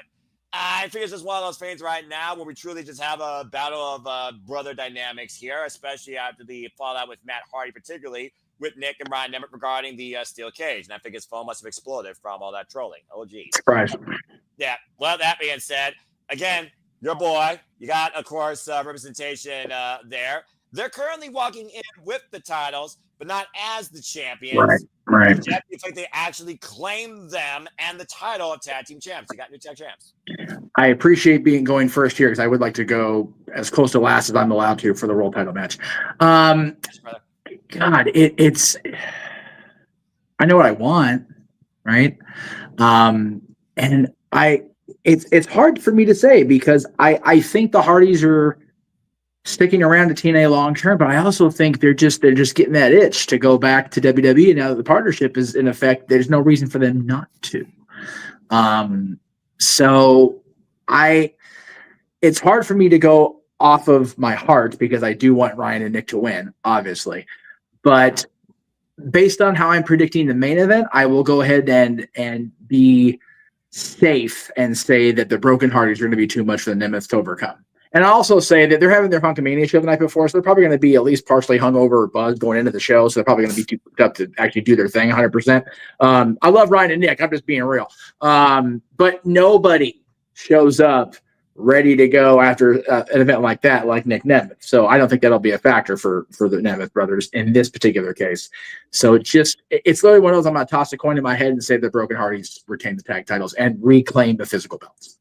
Yeah, I'm about to say you use broken and fixed in the same sense. That's an oxymoron. But yeah, I think the Broken Hardys are going to retain as well. Because whether you're doing with Broken Hardys, fully loaded Hardys, Aversion, the Willow, freaking, obsolete. The Hardys have so many different dynamics where their shirt says now to infinity. It doesn't look like there's any stopping them right now holding the tag team titles in TNA. So I think the Hardys do retain as well. Does anyone have a disagreement before we move on, or is this one of the most obvious matches to maybe call tonight, considering who's walking in with the titles that aren't even the champs? Once, twice, and we have deleted the Nemesis chances. Wow, that's the first. Okay. I love you both, and I'm looking forward to seeing you and looking forward to having Jenna see you boys. But yeah, the Hardys gonna whoop your ass. It is what it is. Yeah, I'm about to say, you took their titles, you messed around on their compound, you made it personal, and you're going to be deleted for it. Yeah, if Rebby shows up too, because they were in her space. Like I don't worry. I worry about everybody's lives, not just Ryan and Nick's. I mean, this is the same woman that tried to decapitate Alicia Edwards on the Hardy compound. She a little cray. I mean, when you marry a Hardy, A little. Ain't no little. She cray. I think she would cray before she married Matt. No, if we're being honest. That's probably accurate. Yeah, that was 5 kids later. She's even more cray now. Okay. Well, I mean, 5 kids later, anybody would be cray. To be fair, DJ, I'm not gonna put that part on her mental state because kids are everybody crazy. My hair speaks for that, but yeah. I'm saying, yeah. The fact that Frankie and I are both bald after 20 years of friendship, it can't be our kids. That's really not. No. I've still got gorgeous long hair. Shut the fuck up. And I'm almost 50. You with your skull up there, quiet. And I got a 16-year-old girl. This is also accurate. Okay, as a daughter, out of contact, that's bad. Is its daughter? Jesus Christ! Yes. Oh God, we're gonna get rated. We're talking about having kids. I know, but God, people clip anything nowadays. People are awful. People turn anything out of context in this oversensitive world that we live in, where you can't read beyond a 6th grade level or emoji your way out of a freaking argument. JJ, you got something to say real quick? I just wanted to add, the way I praised Ryan Nemeth and his performance at the Hardy compound. Right. The true show stealers were the kids. Yes. As they always are. Baby was phenomenal. Yeah, dude. Absolutely. Lord Wolf. Speaking of kids, did you guys ever see that one kid who, like, the really jacked kid who cut a promo on Jericho? Yes. That kid is insane. That was hilarious. Oh my God. Oh, that had me in tears. I'd have been more okay with it if he hadn't been thrown out profanity. It's like, dude, you're still a kid. like, calm down, just a smidge. But other than that, brilliant. Yeah, there's no restraint towards a kid having a smartphone when they're out of the womb and saying the first curse word before they turn. And when they look physically better and in more shape than Chris Jericho, I give you all rights to talk all the shit you want. No, I don't care what age you are. Moving right along, moving right along from something of physical value to something of mental and personal value with both men that are in peak shape. But which attribute will be the best strength for either party? Let's talk about Mike Santana versus Mustafa Ali. Falls count anywhere in LA. I mean, Jeff can give you a tour of the Los Angeles area, but I would hope that this would stay inside the building and not go to the streets, considering what traffic's like out there. But that's a whole different conversation. Ever since, again, Jeff, you can speak to that. Ever since Mustafa Ali made this personal Mike Santana, saying that he's a true addict, not past his demons, and they will hold him down. And after walking out on him, not once, but twice, and got a crooked win at Sacrifice thanks to his cabinet, Mike Santana lobbied towards Santino Marella, and he made this match Falls count anywhere. So this match can go anywhere at Rebellion and at the freaking building. So good luck with this one. Let's go ahead and start with JJ here with this. So JJ, we said the question many times. In Ali, do you still trust, or does Mike Santana finally remove the last obstacle on his self-proclaimed path of purpose towards the TNA World Championship? I still trust in Ali, but I don't have him winning. My concern, though, is despite this being Falls count, or because this is Falls count anywhere, right? Tasha Steelz and a couple of great hands getting involved is very much legal. Exactly. Yep. What does Santana have for backup? What is his game plan? How does he neutralize Tasha Steelz and a pair of great hands? Do you have friends out in LA? I got 2 words for you. Jeff Meacham. Right. I mean, I got you, Mike. I got you. What are they? Falls count anywhere. All he's got to do is just tag Jeff in out of his seat. Jeff will hop the rails. That's fair. And I mean, considering the allegiances and where Jeff works, Huey, Dewey, and Louie could probably be not that far behind him, but we all know Jeff hates ducks. So Well, okay. I dislike most Anaheim-based Ducks. Most Anaheim-based Ducks. But Donald and his family, we could talk. We could talk. We can make it happen. I will say this though. If it's Falls Count Anywhere in LA, they go outside USC. They're in major traffic. I wouldn't leave the building personally. At least USC is a better part of LA than UCLA is. Okay. So UCLA proper's up in Westwood. SC's like right down the street from downtown, brother. We down, JJ. Know because I told you. Because I told you. It's been a minute since I've been. So okay, let me just say. Let me just say. Let me be mighty white of me here for a minute. So might you take a turn out of Staples Center or the Crypt the wrong way. One way you're on the freeway. When I brought my buddy Travis to the last Kings game before pandemic set in, we turned the opposite way. We ended up in Skid Row. We don't know why or how. Okay, we were the whitest dudes within a mile, and I was like, okay, what's that?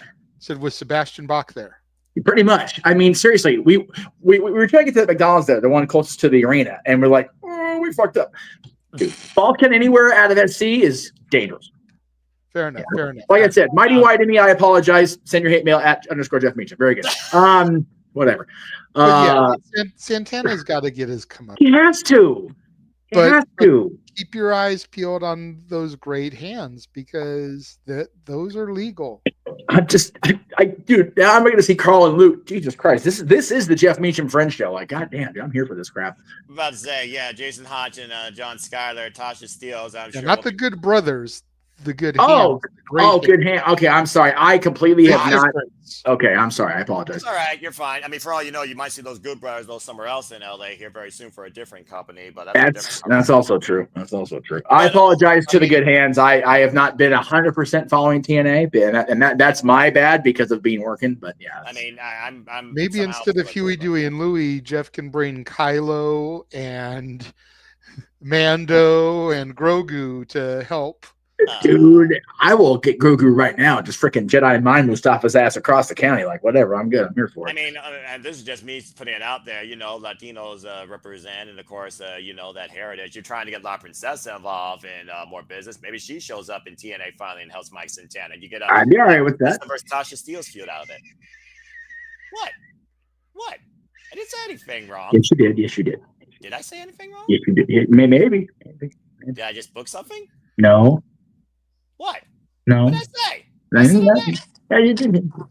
All right, I'll just leave it alone. But either way, yeah. In Ali, I don't know if I trust because politicians in wrestling are as crooked as lawyers in real life, if not more crooked. So I think I'm just going to leave it alone and say that Santana gets his justice and gets back on his path of purpose. I agree with Jeff. Does anyone have a disagreement before we move on to basically our two main events?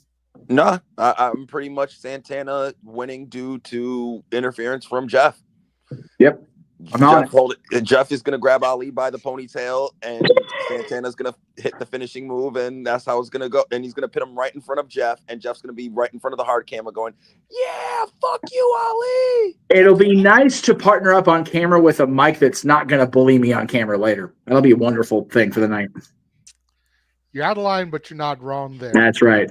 I am curious, though, because we're not covering the show tonight like we were going to do because Simply Predicting got moved. But right. Yep. I am curious if Santana is going to be going into this 100%.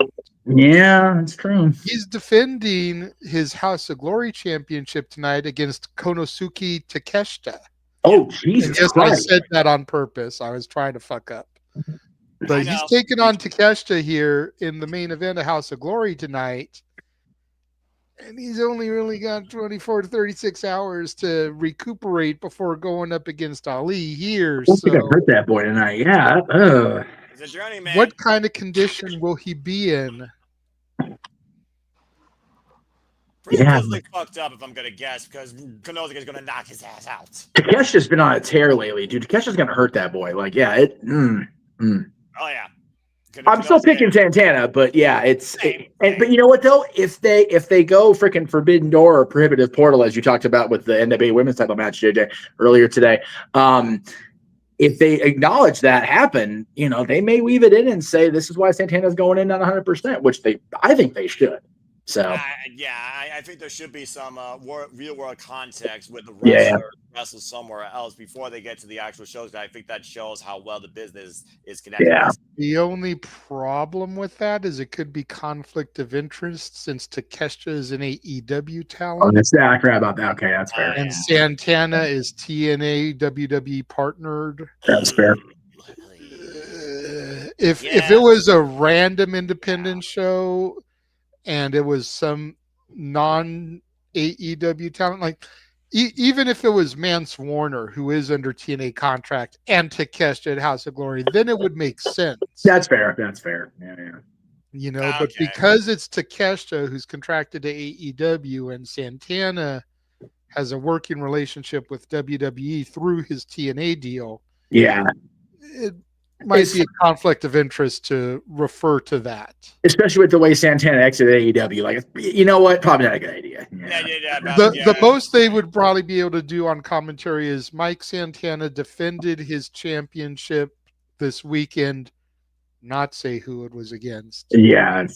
And during the match, this and this happened, and so he's not going in at his 100%. But no footage and no acknowledgement of Takeshita in any way, shape, or form. That's fair, yeah, because you're right. At the end of the day, I think someone put it best. There still is a very realistic line between AEW and its 5 final stones and WWE and its developing 5 final stones. So I get what you're saying.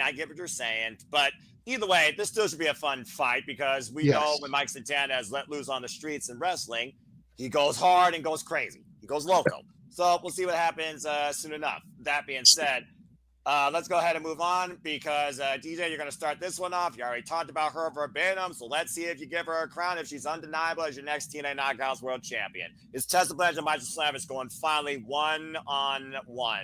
Of course, Masha Slamovich knows how personal this is after Tessa has assaulted her multiple weeks and also assaulted her trainer. We saw literally this past Thursday on TNA Impact how Tommy Dreamer told how Masha is always ready to step up and is ready to defend her title. And after Tessa Blanchard beat Missy Kate, well name unknown, we not only saw Masha Slamovich come out, but literally try and break her arm, and they had to be separated. So Masha Slamovich defended the TNA Knockouts World Championship against Tessa Blanchard.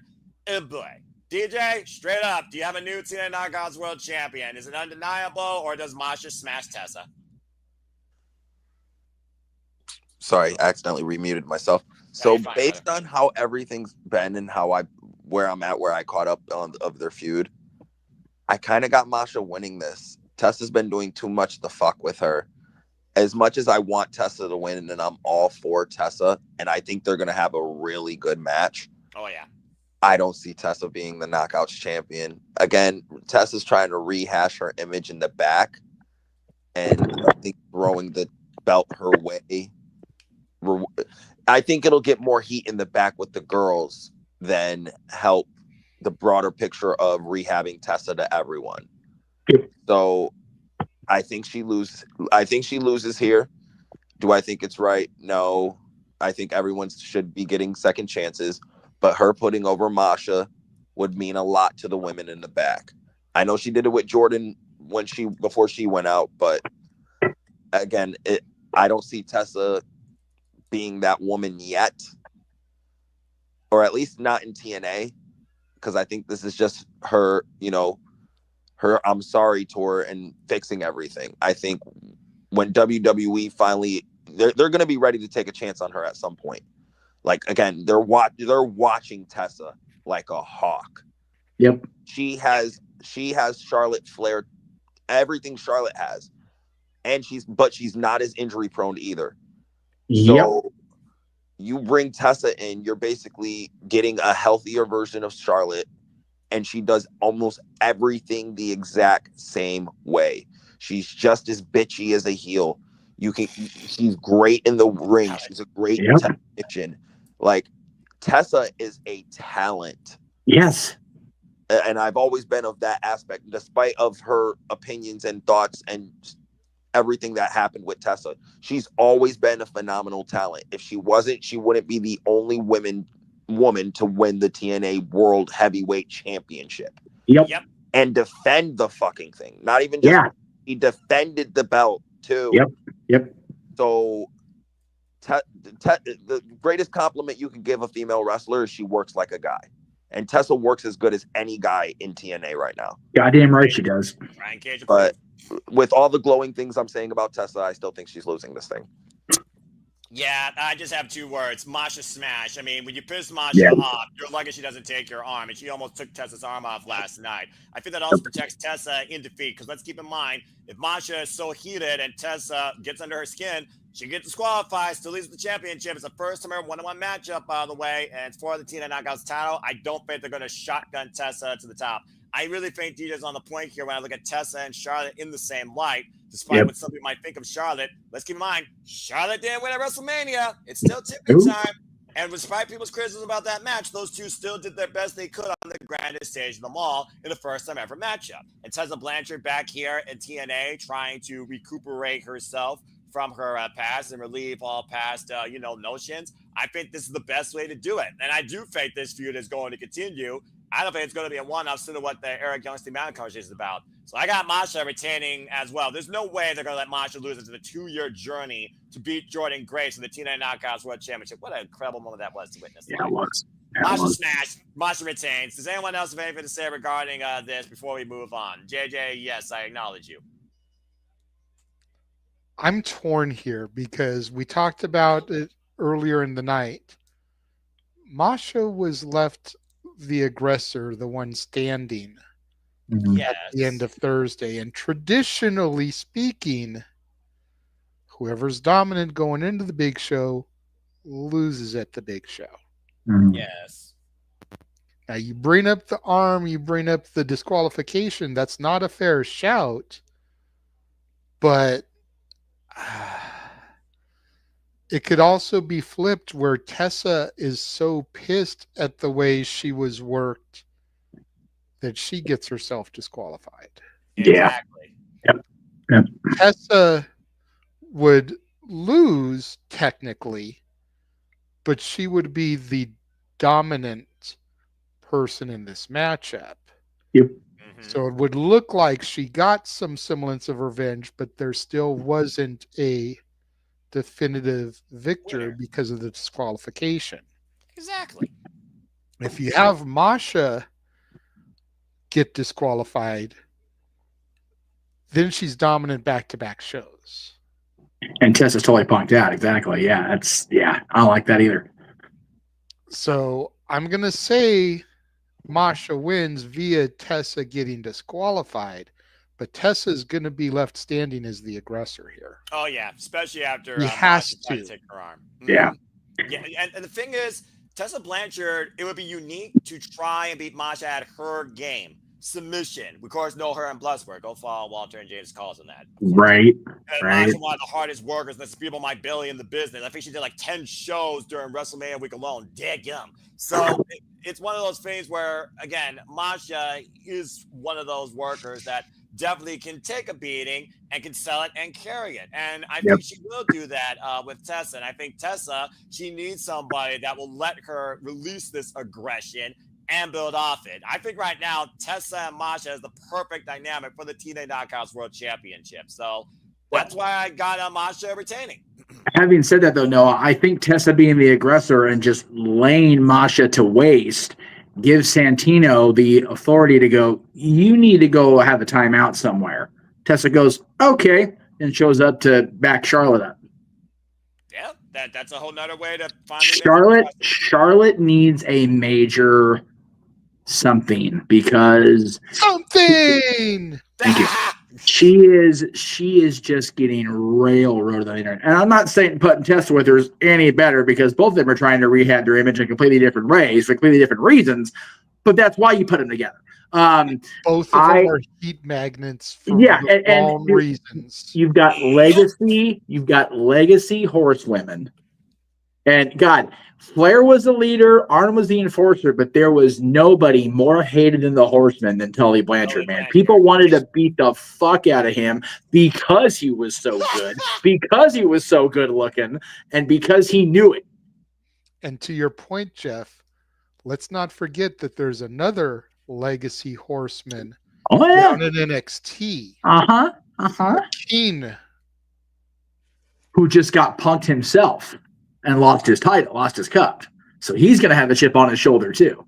He actually might cross the line to face Elijah for all we know I'm saying, dude, this whole partnership opens up every prohibitive portal possible. Accurate. Damn, But either way, exception of a return to WWE of Alberto El Patron. he straight got fired. Bye bye. Oh, Bye bye. See you. Bye. Bye. Adios. Okay. Vaya con Dios, Alberto. Get the fuck out. Okay, bye. Grande Americano got his green card before Alberto El Patron gets back across the border. Fucking accurate. Have Alberto lose his title to El Grande Americano. Just embarrass him on the way out. Please do it. Please do it. Like, no, okay. Hang on. If El Grande Americano became the AAA champion. I will blow a gasket. Dude, okay. Breaking down all storyline, haha gaga. Dude, if Chad Gable's not going to be given a WWE major championship, just fucking have him beat Patron. Oh my God. Do it. Okay. Fucking do it. Okay. Anyway. Yeah, all the heat, all the fireworks possible to see if we cross the line and bring two diamonds together. That could truly be unstoppable. But if we come through this, we think Masha's going to retain, whether she's in the same physical state going in or not. That's a whole different conversation. I cannot wait to call this. Okay. Yeah, no. I can't wait to hear you guys call it back when I get home, but I'm going to be sitting there watching it unfold and probably have to worry about getting Masha's blood all over me, which will be a problem. So I mean, you are in front row, but at least it's not close to it. That's I'm saying, me and DJ called that shit, and that was bloody nuts. Yeah. All right. So a lot of great talk, a lot of fun, a lot of booking, fantasy booking when it comes to AAA, WWE, crossing the line, and possibly going to NXT. But let's go ahead and get down to business. Let's go ahead and get to the real reason that Jeff cannot wait for the clock to hit and Sunday that he's there in the building with Attila and friends. Let's go ahead and talk about the main event. Do you believe there will be a new TNA World Champion? And could it be a man that calls himself a king or someone that's all ego? It's Joe Hendry defending the TNA World Championship against Frankie Kazarian, the Call Your Shot Gauntlet winner that cashed his Call Your Shot for the match at Rebellion and got interrupted by Ego. All Ego Ethan Page of NXT, whereas Santino Marella signed on the dotted line that he will also be challenging for the title. And of course, Walter and JJ just call stand and deliver, where Ethan Page lost to Absolute Reconnaissance regarding the NXT North American Championship. Triple threat formula, folks. Buffer, fall person. The champion goes into momentum and all the world behind him after what happened at WrestleMania. Just saying. The bottom line, though, someone has to leave with the gold, and there's no disqualifications. As far as we know, Joe Hendry has a bad shoulder because he couldn't even hit the standing ovation for Kazarian, not just during the mixed tag at Unbreakable that me and DJ called, but last night when he tried it again.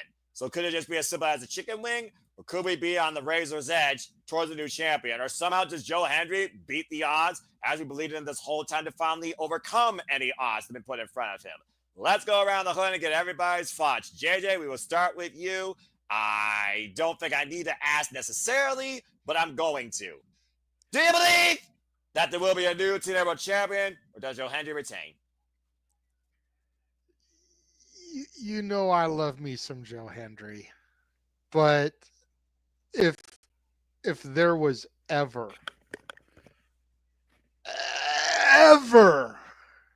a time and a place to allow the king of TNA to ascend to his throne, it is Rebellion in Los Angeles.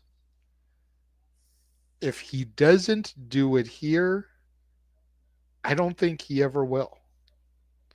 And he'll go down in the history books as one of those guys that never became world champion, along with Scott Hall and Rodney the Piper. I got to go with Frankie here. And since I know he's in the chat room, with Walter's permission, I would like to evict him from the booth for this match so that I can call it with you. because we know TNA Plus only allows one user per account. So I can't watch it while Walter's on it because I have his login. So Yep. with Walter's permission, I would like to evict him from the booth for that so that I can be on the call for what could be Frankie's crowning moment. That's fine. Appreciate that, good sir.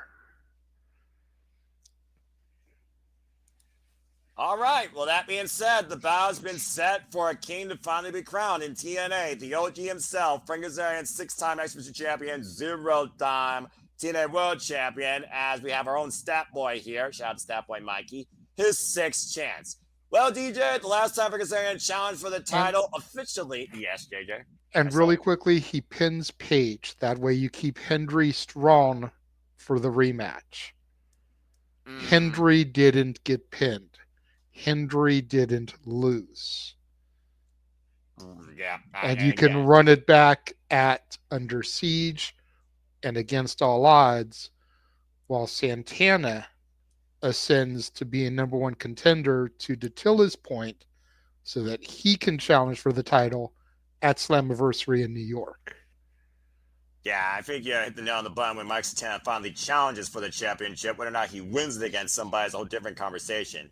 Well, DJ, speaking of Slammiversary, it was last year that Frank Kazarian, I believe, had his last chance in that 6-pack eliminator challenge where it came down to Kim and Nick Nemeth. Nick Nemeth took him into the danger zone, and Frank Kazarian's been on the outside ever since. At Bound for Glory, though, of course, he won the Call Your Shot gauntlet. He tried 3 times now. 2 of those times, JBL took his fucking head off. We have not seen John Layfield, though, since after Genesis, where he helped Joe Hendry retain the championship again, stared him in the face, and never been seen since. So, DJ, what do you guys say regarding the TNA World Championship? Do you believe Hendry retains, or do you believe in the future it becomes now?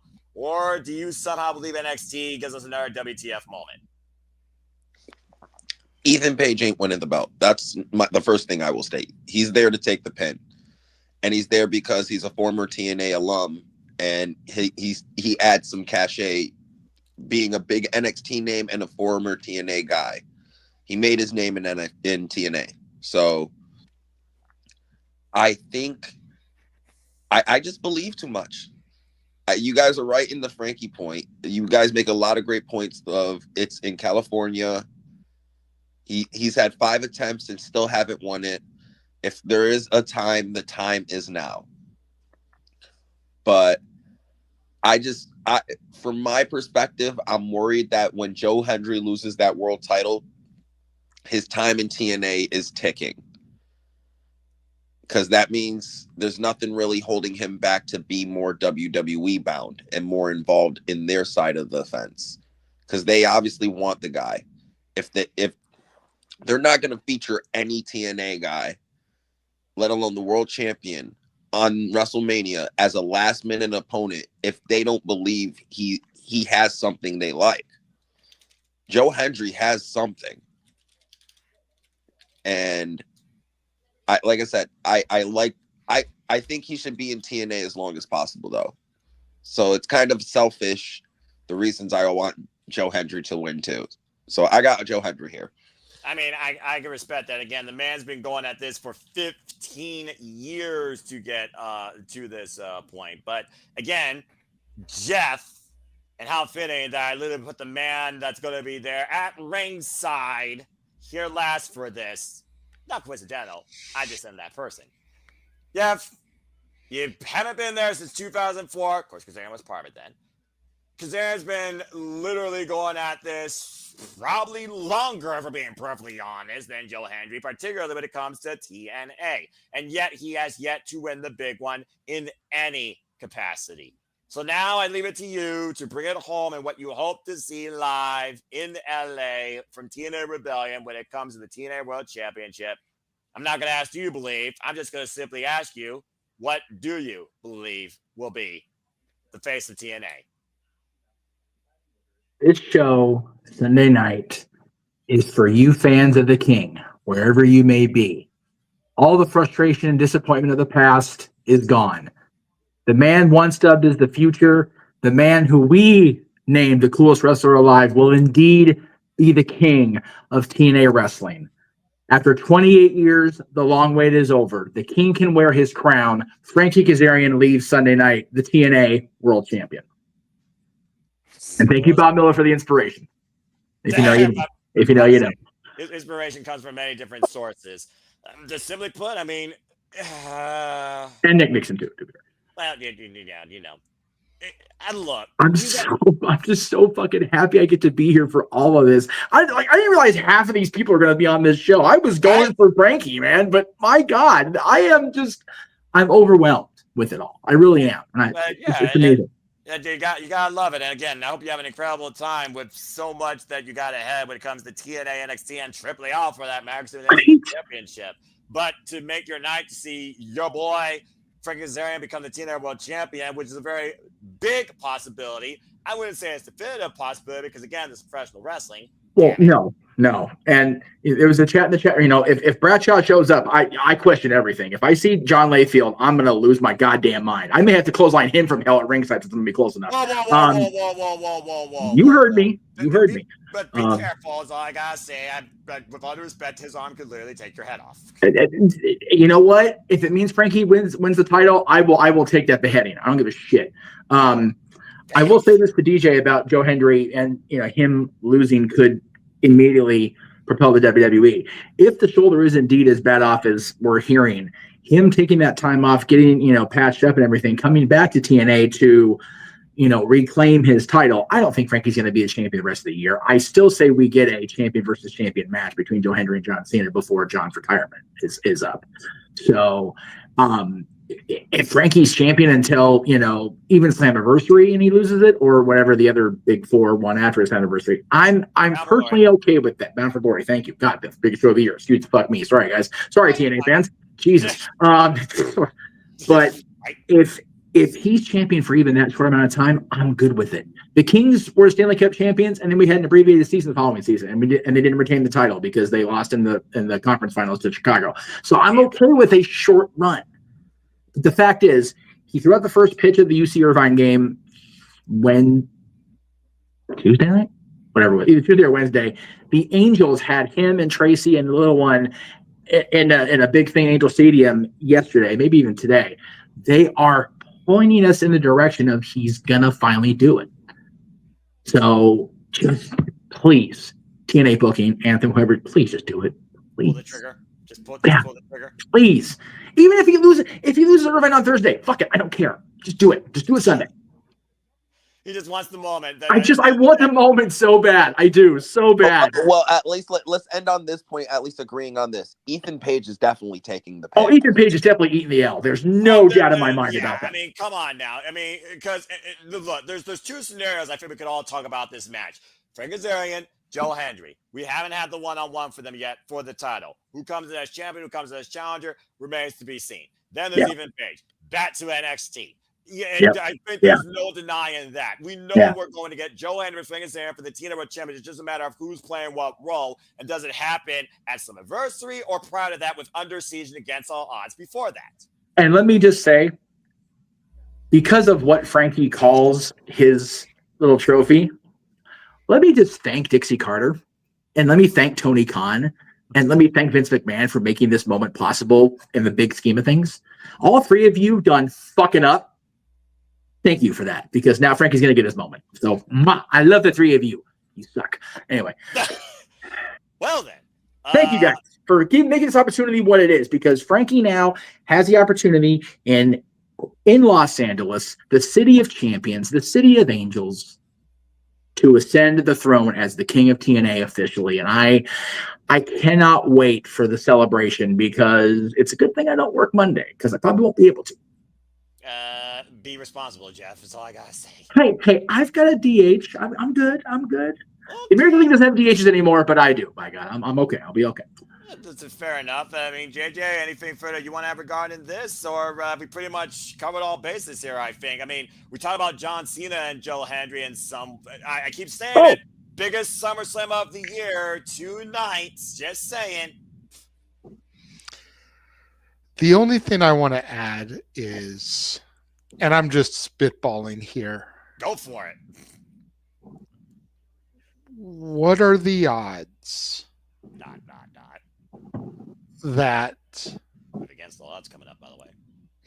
yeah, I have a feeling it is against all odds, but what are the odds if this happens You tell. that we get an SCU reunion in the ring to celebrate? Oh, okay. Okay. Uh All right. oh. Well, here's the deal. Hold on. Okay, go ahead. Both of them are still tied up to AEW contracts, which is why I'm thinking, in the words of Rift, it's highly unlikely in all likelihood. At least on air. Yeah. But they were the SCU. We They are were. in SoCal. Yep. Yep. They also were bad influence. Yeah. Well, yes. Sky was he? Sky wasn't, but Yeah. we all know Sky's a bad influence anyway. And Daniels is a TNA alumni. Uh-huh. Uh-huh, yeah. Multi-time X champion. And Sky shares history with Frankie and Ethan. Yep. Yep. I'm just throwing it out there. Here. You know, we're in the because if it happens, I want people to come back to this video at 1 hour 55 minutes, and I called that shit. So when everyone's like, "Oh, nobody," but I called that shit. I will say this, JJ, just to bring up another point. In the behind the scenes for WrestleMania 41, New Japan Pro Wrestling talent, of course, in association with AEW, Io Sky's fiance, as we want to call it, Evil, was there backstage at WrestleMania. Yeah. I will also say Sky's booked for Marquez on Tuesday at Coastline Clash. So Sky's in town anyway. Yes, he lives here. I understand that, but Scorpio Sky's booked for a show on Tuesday for the United Wrestling Network. He's actually fighting Kenny King on Tuesday, which is fucking awesome. I'll probably go to that one too. But AINGK.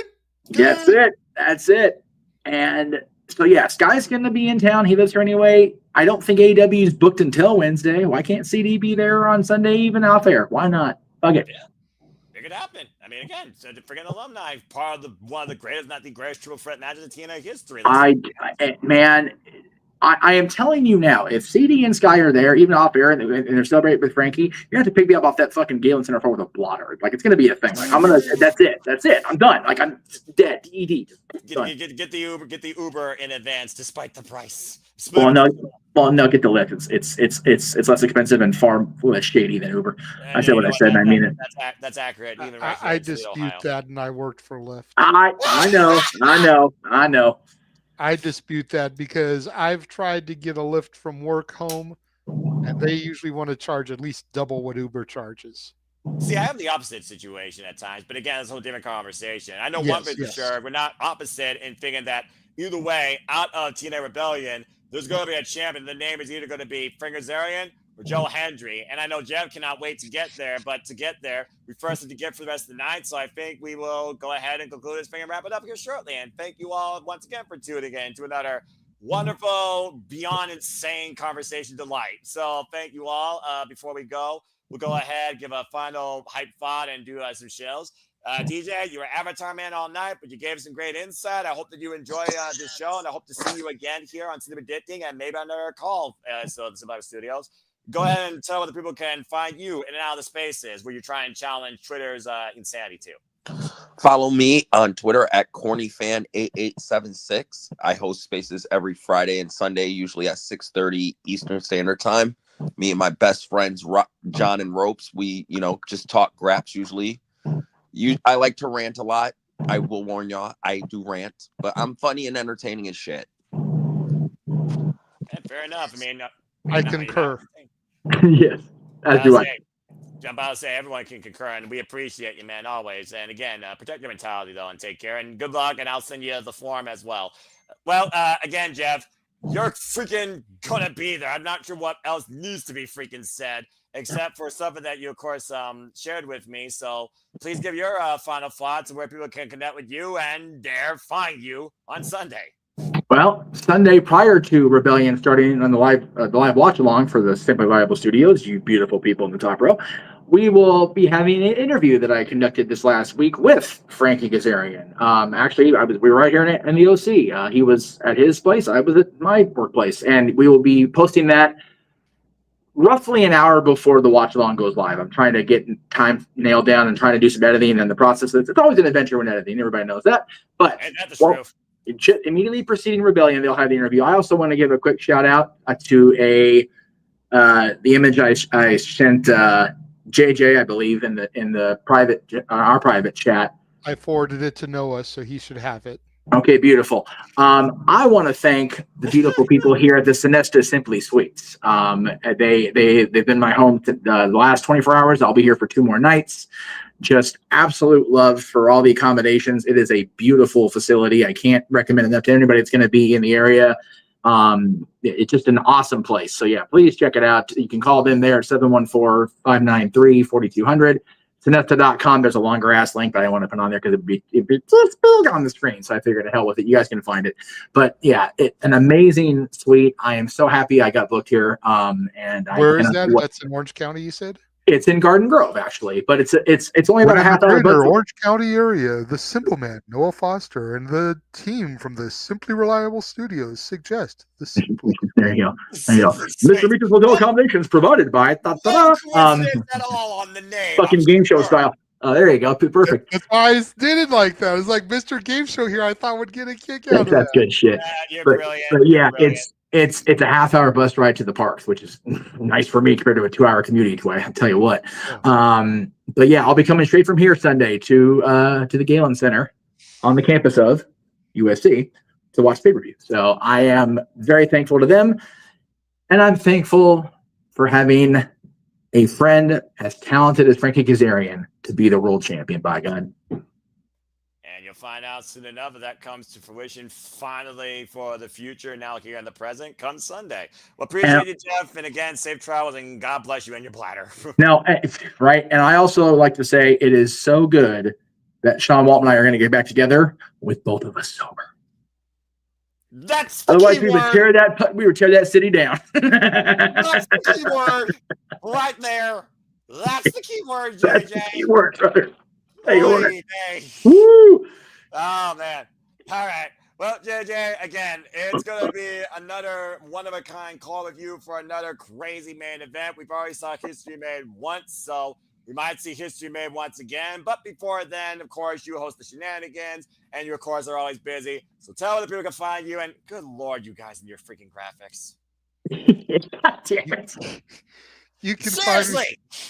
You can find me on the social medias on Instagram, The Renegade JJ Williams, YouTube, Casa D18 Studios, X ROWJJ Williams, and Casa D18 Studio, singular, not plural. Studio. Casa D18 Studio is where I host my spaces, along with DJ Walter. The Heeb Man pops in every now and again. TFZ, Tribalism Free Zone, Tuesdays and Thursdays. Like DJ said, Rock and Ropes Fridays and Sundays. Wednesdays, the Simple Spaces. And then traditionally Saturdays, unless there's a big PLE, Wrestling with Tism. Sometimes it gets bumped to Mondays because we don't have a space on Monday. But that's the general schedule there for the spaces with those of us here from the Simply Reliable Studios. Yes. And then, as Noah pointed out, Saturday shenanigans this week. Nothing's happened in professional wrestling this week, so it'll be a boring as fuck show. Didn't forget Tama Tonga, former Neverweight champion, producer just going, Hey. What the hell, WWE? You know what, though? At least he's not Tongaloa, who was the father of all god and goddesses. I mean, the other member of the bloodline. Never mind. Go ahead. I'm about to say, I mean, Tongaloa needs to avoid injury also, but that's a different conversation. Dadgum. All right. Well, fair Last enough. time Tongaloa was useful on WWE television, he was riding a lowrider bicycle with Hunico on the handlebars. What? Did I say that out loud? Stop me when I'm telling lies. New Japan Pro Wrestling fan, no lies detected, and I hate it. Anyway, Well, thank you for that, JJ. Again, folks, you'll find more friends in Simba Studios throughout the spaces, throughout the shenanigans, throughout these prediction videos at times. So follow other channels. Follow the Major Wrestling Walter Cruz. Follow our Canadian friend, Ash at Bay for Wrestling, as she starts her YouTube journey. Appreciate her as always. Shout out to Big Baller G and his wife and her wonderful skills at literature. As of course, you can go look at her new book, The Fox and the Poppy. I believe she's working on something else right now. So please show the baller some love and his family. Appreciate you always, bro. You'll find them and more on the Saturday shenanigans. Like I said, and like Colin, I just want to remind you, this was simply predicting. It wasn't live watch along. I know it's weird. TNA now on a Friday night. That's some crazy shit. The cards will be covering on Sunday, but the forum will be literally in the comments section as you all watch this once this concludes. I assure you, as I always do, before I do leads for WWE, NXT, ROH, AEW, and TNA, because I am nothing more but a simple man and a lifelong fan of believing in Joe Hendry, but also professional wrestling. Damn it! Only wish to remind and encourage you on the winners, but losers no betters. Just fans of opinions of this past we all share. At the end of the day, folks, support now, respect your chair, protect your mentality too, and your livers. And just enjoy life and enjoy wrestling and treasure with your family. It's as simple as that, especially this freaking last week of madness. I can't believe we're finally over it. Good God. But that being said, thank you so much for tuning in. Please subscribe, comment, tell a friend. Hit the bell as video goes live and down. And in the channels here, Curtis and Simple Liable Studios. Hit the subscribe button, subscribe. To Rachel Wrestling, subscribe. Support my friends, subscribe. I assure you our passion, our content, our creativity, subscribe. Is not letting up anytime soon, subscribe. And again, shout out to Walter, who wasn't here, but I appreciate him always. Also, your freaking graphic's also ridiculous. Thank the Lord I'll never have a graphic like that, because someone has to have a brain here. But anyway. We could set you up with one. Don't you dare. Don't you dare. All right? You don't. We already tried that once. You remember? You remember, Jay? You remember the bunny? You remember? I remember. You remember. Right. I know, huh? To show some decorum here, and it has to be the man in the suit. Anyway, this is also valid. Anyway, again, subscribe. And shenanigans is always freaking fun. Stop it! And again, I hope that you all enjoyed this. So watch TNA, watch SmackDown, get some food, enjoy your Friday, and get ready for another insane weekend where Rebellion is shaping to be one hell of a memorable show. And there's going to be a lot to talk about once it's all said and done. Whether Jeff is condescending enough or not, that's a whole different conversation. Right, we'll see who rises. We'll see who falls. We'll see if the system has finally dropped. We'll see if NXT makes history. We'll see if the X Division Championship changed hands. And so much more this Sunday. Currently with Simple Studios coverage of TNA Rebellion. Again, you can follow the pay-per-view along with us. You can purchase it yourself through TNA Plus or Trailer TV, which might be easier because you have to do more than one device, I'm just saying. And again, you can follow the countdown on TNA Plus prior to the show for free for all TNA Plus subscribers. And again, Jeff, have an incredible time. And for all of you, I hope that you all had an incredible time tuning into tonight's video and this predicting off the rails edition of this wonderful, fantastic foursome too. So in British Game Show fashion, now I bid you a fine adieu. So for the man that's going to be there with the Dilla, Nola, have a good time, pal. Follow her at Ranges of Wrestling when it's wrestling time. Jeff, please say goodbye. I believe that Joe Hendry will lose his world championship. Damn it. Good night, folks. For the Renegade of Wrestling, JJ Williams, who's going to, on behalf of Datilla, power down here shortly. Say goodbye. Bye, everybody. Bye. And for me, who endures everyone else's insanity in and out of this self-proclaimed internet wrestling community and this family in those Simple Studios, I bid you all a fine adieu on this Friday Eve, too. So until tomorrow night, Saturday, where I'll be enjoying the Palooza, and he'll be enduring the shenanigans as he moderates them. We'll see you then. So until then, make a positive impact in life, and as always, believe in Joe Hendry, and have a good night. Jeff, have an incredible time. Stay tuned for the forum post you're part of the league, and thank you once again for tuning in to Simply Predicting. Have a good night, folks. Good around the world, around the world. And not copyright. Not copyright. I don't have that in here. I don't have that in here. I'm going to freaking get that in here one of these days. The song, the simplest song in existence, only 3 words. There's not a simpler song than that. Baby Shark don't count. All right, Baby Shark. No Baby Shark. Bad. End the show quickly. Quickly. We're done. We're done. No one's going to sing or play that, or I will ban you from this thing. All right, we're done, folks. Have a good night. Fucking Baby hell. Shark. Banned. Bad. I got bad hammer. More powerful than Forrest hammer. All right, bye.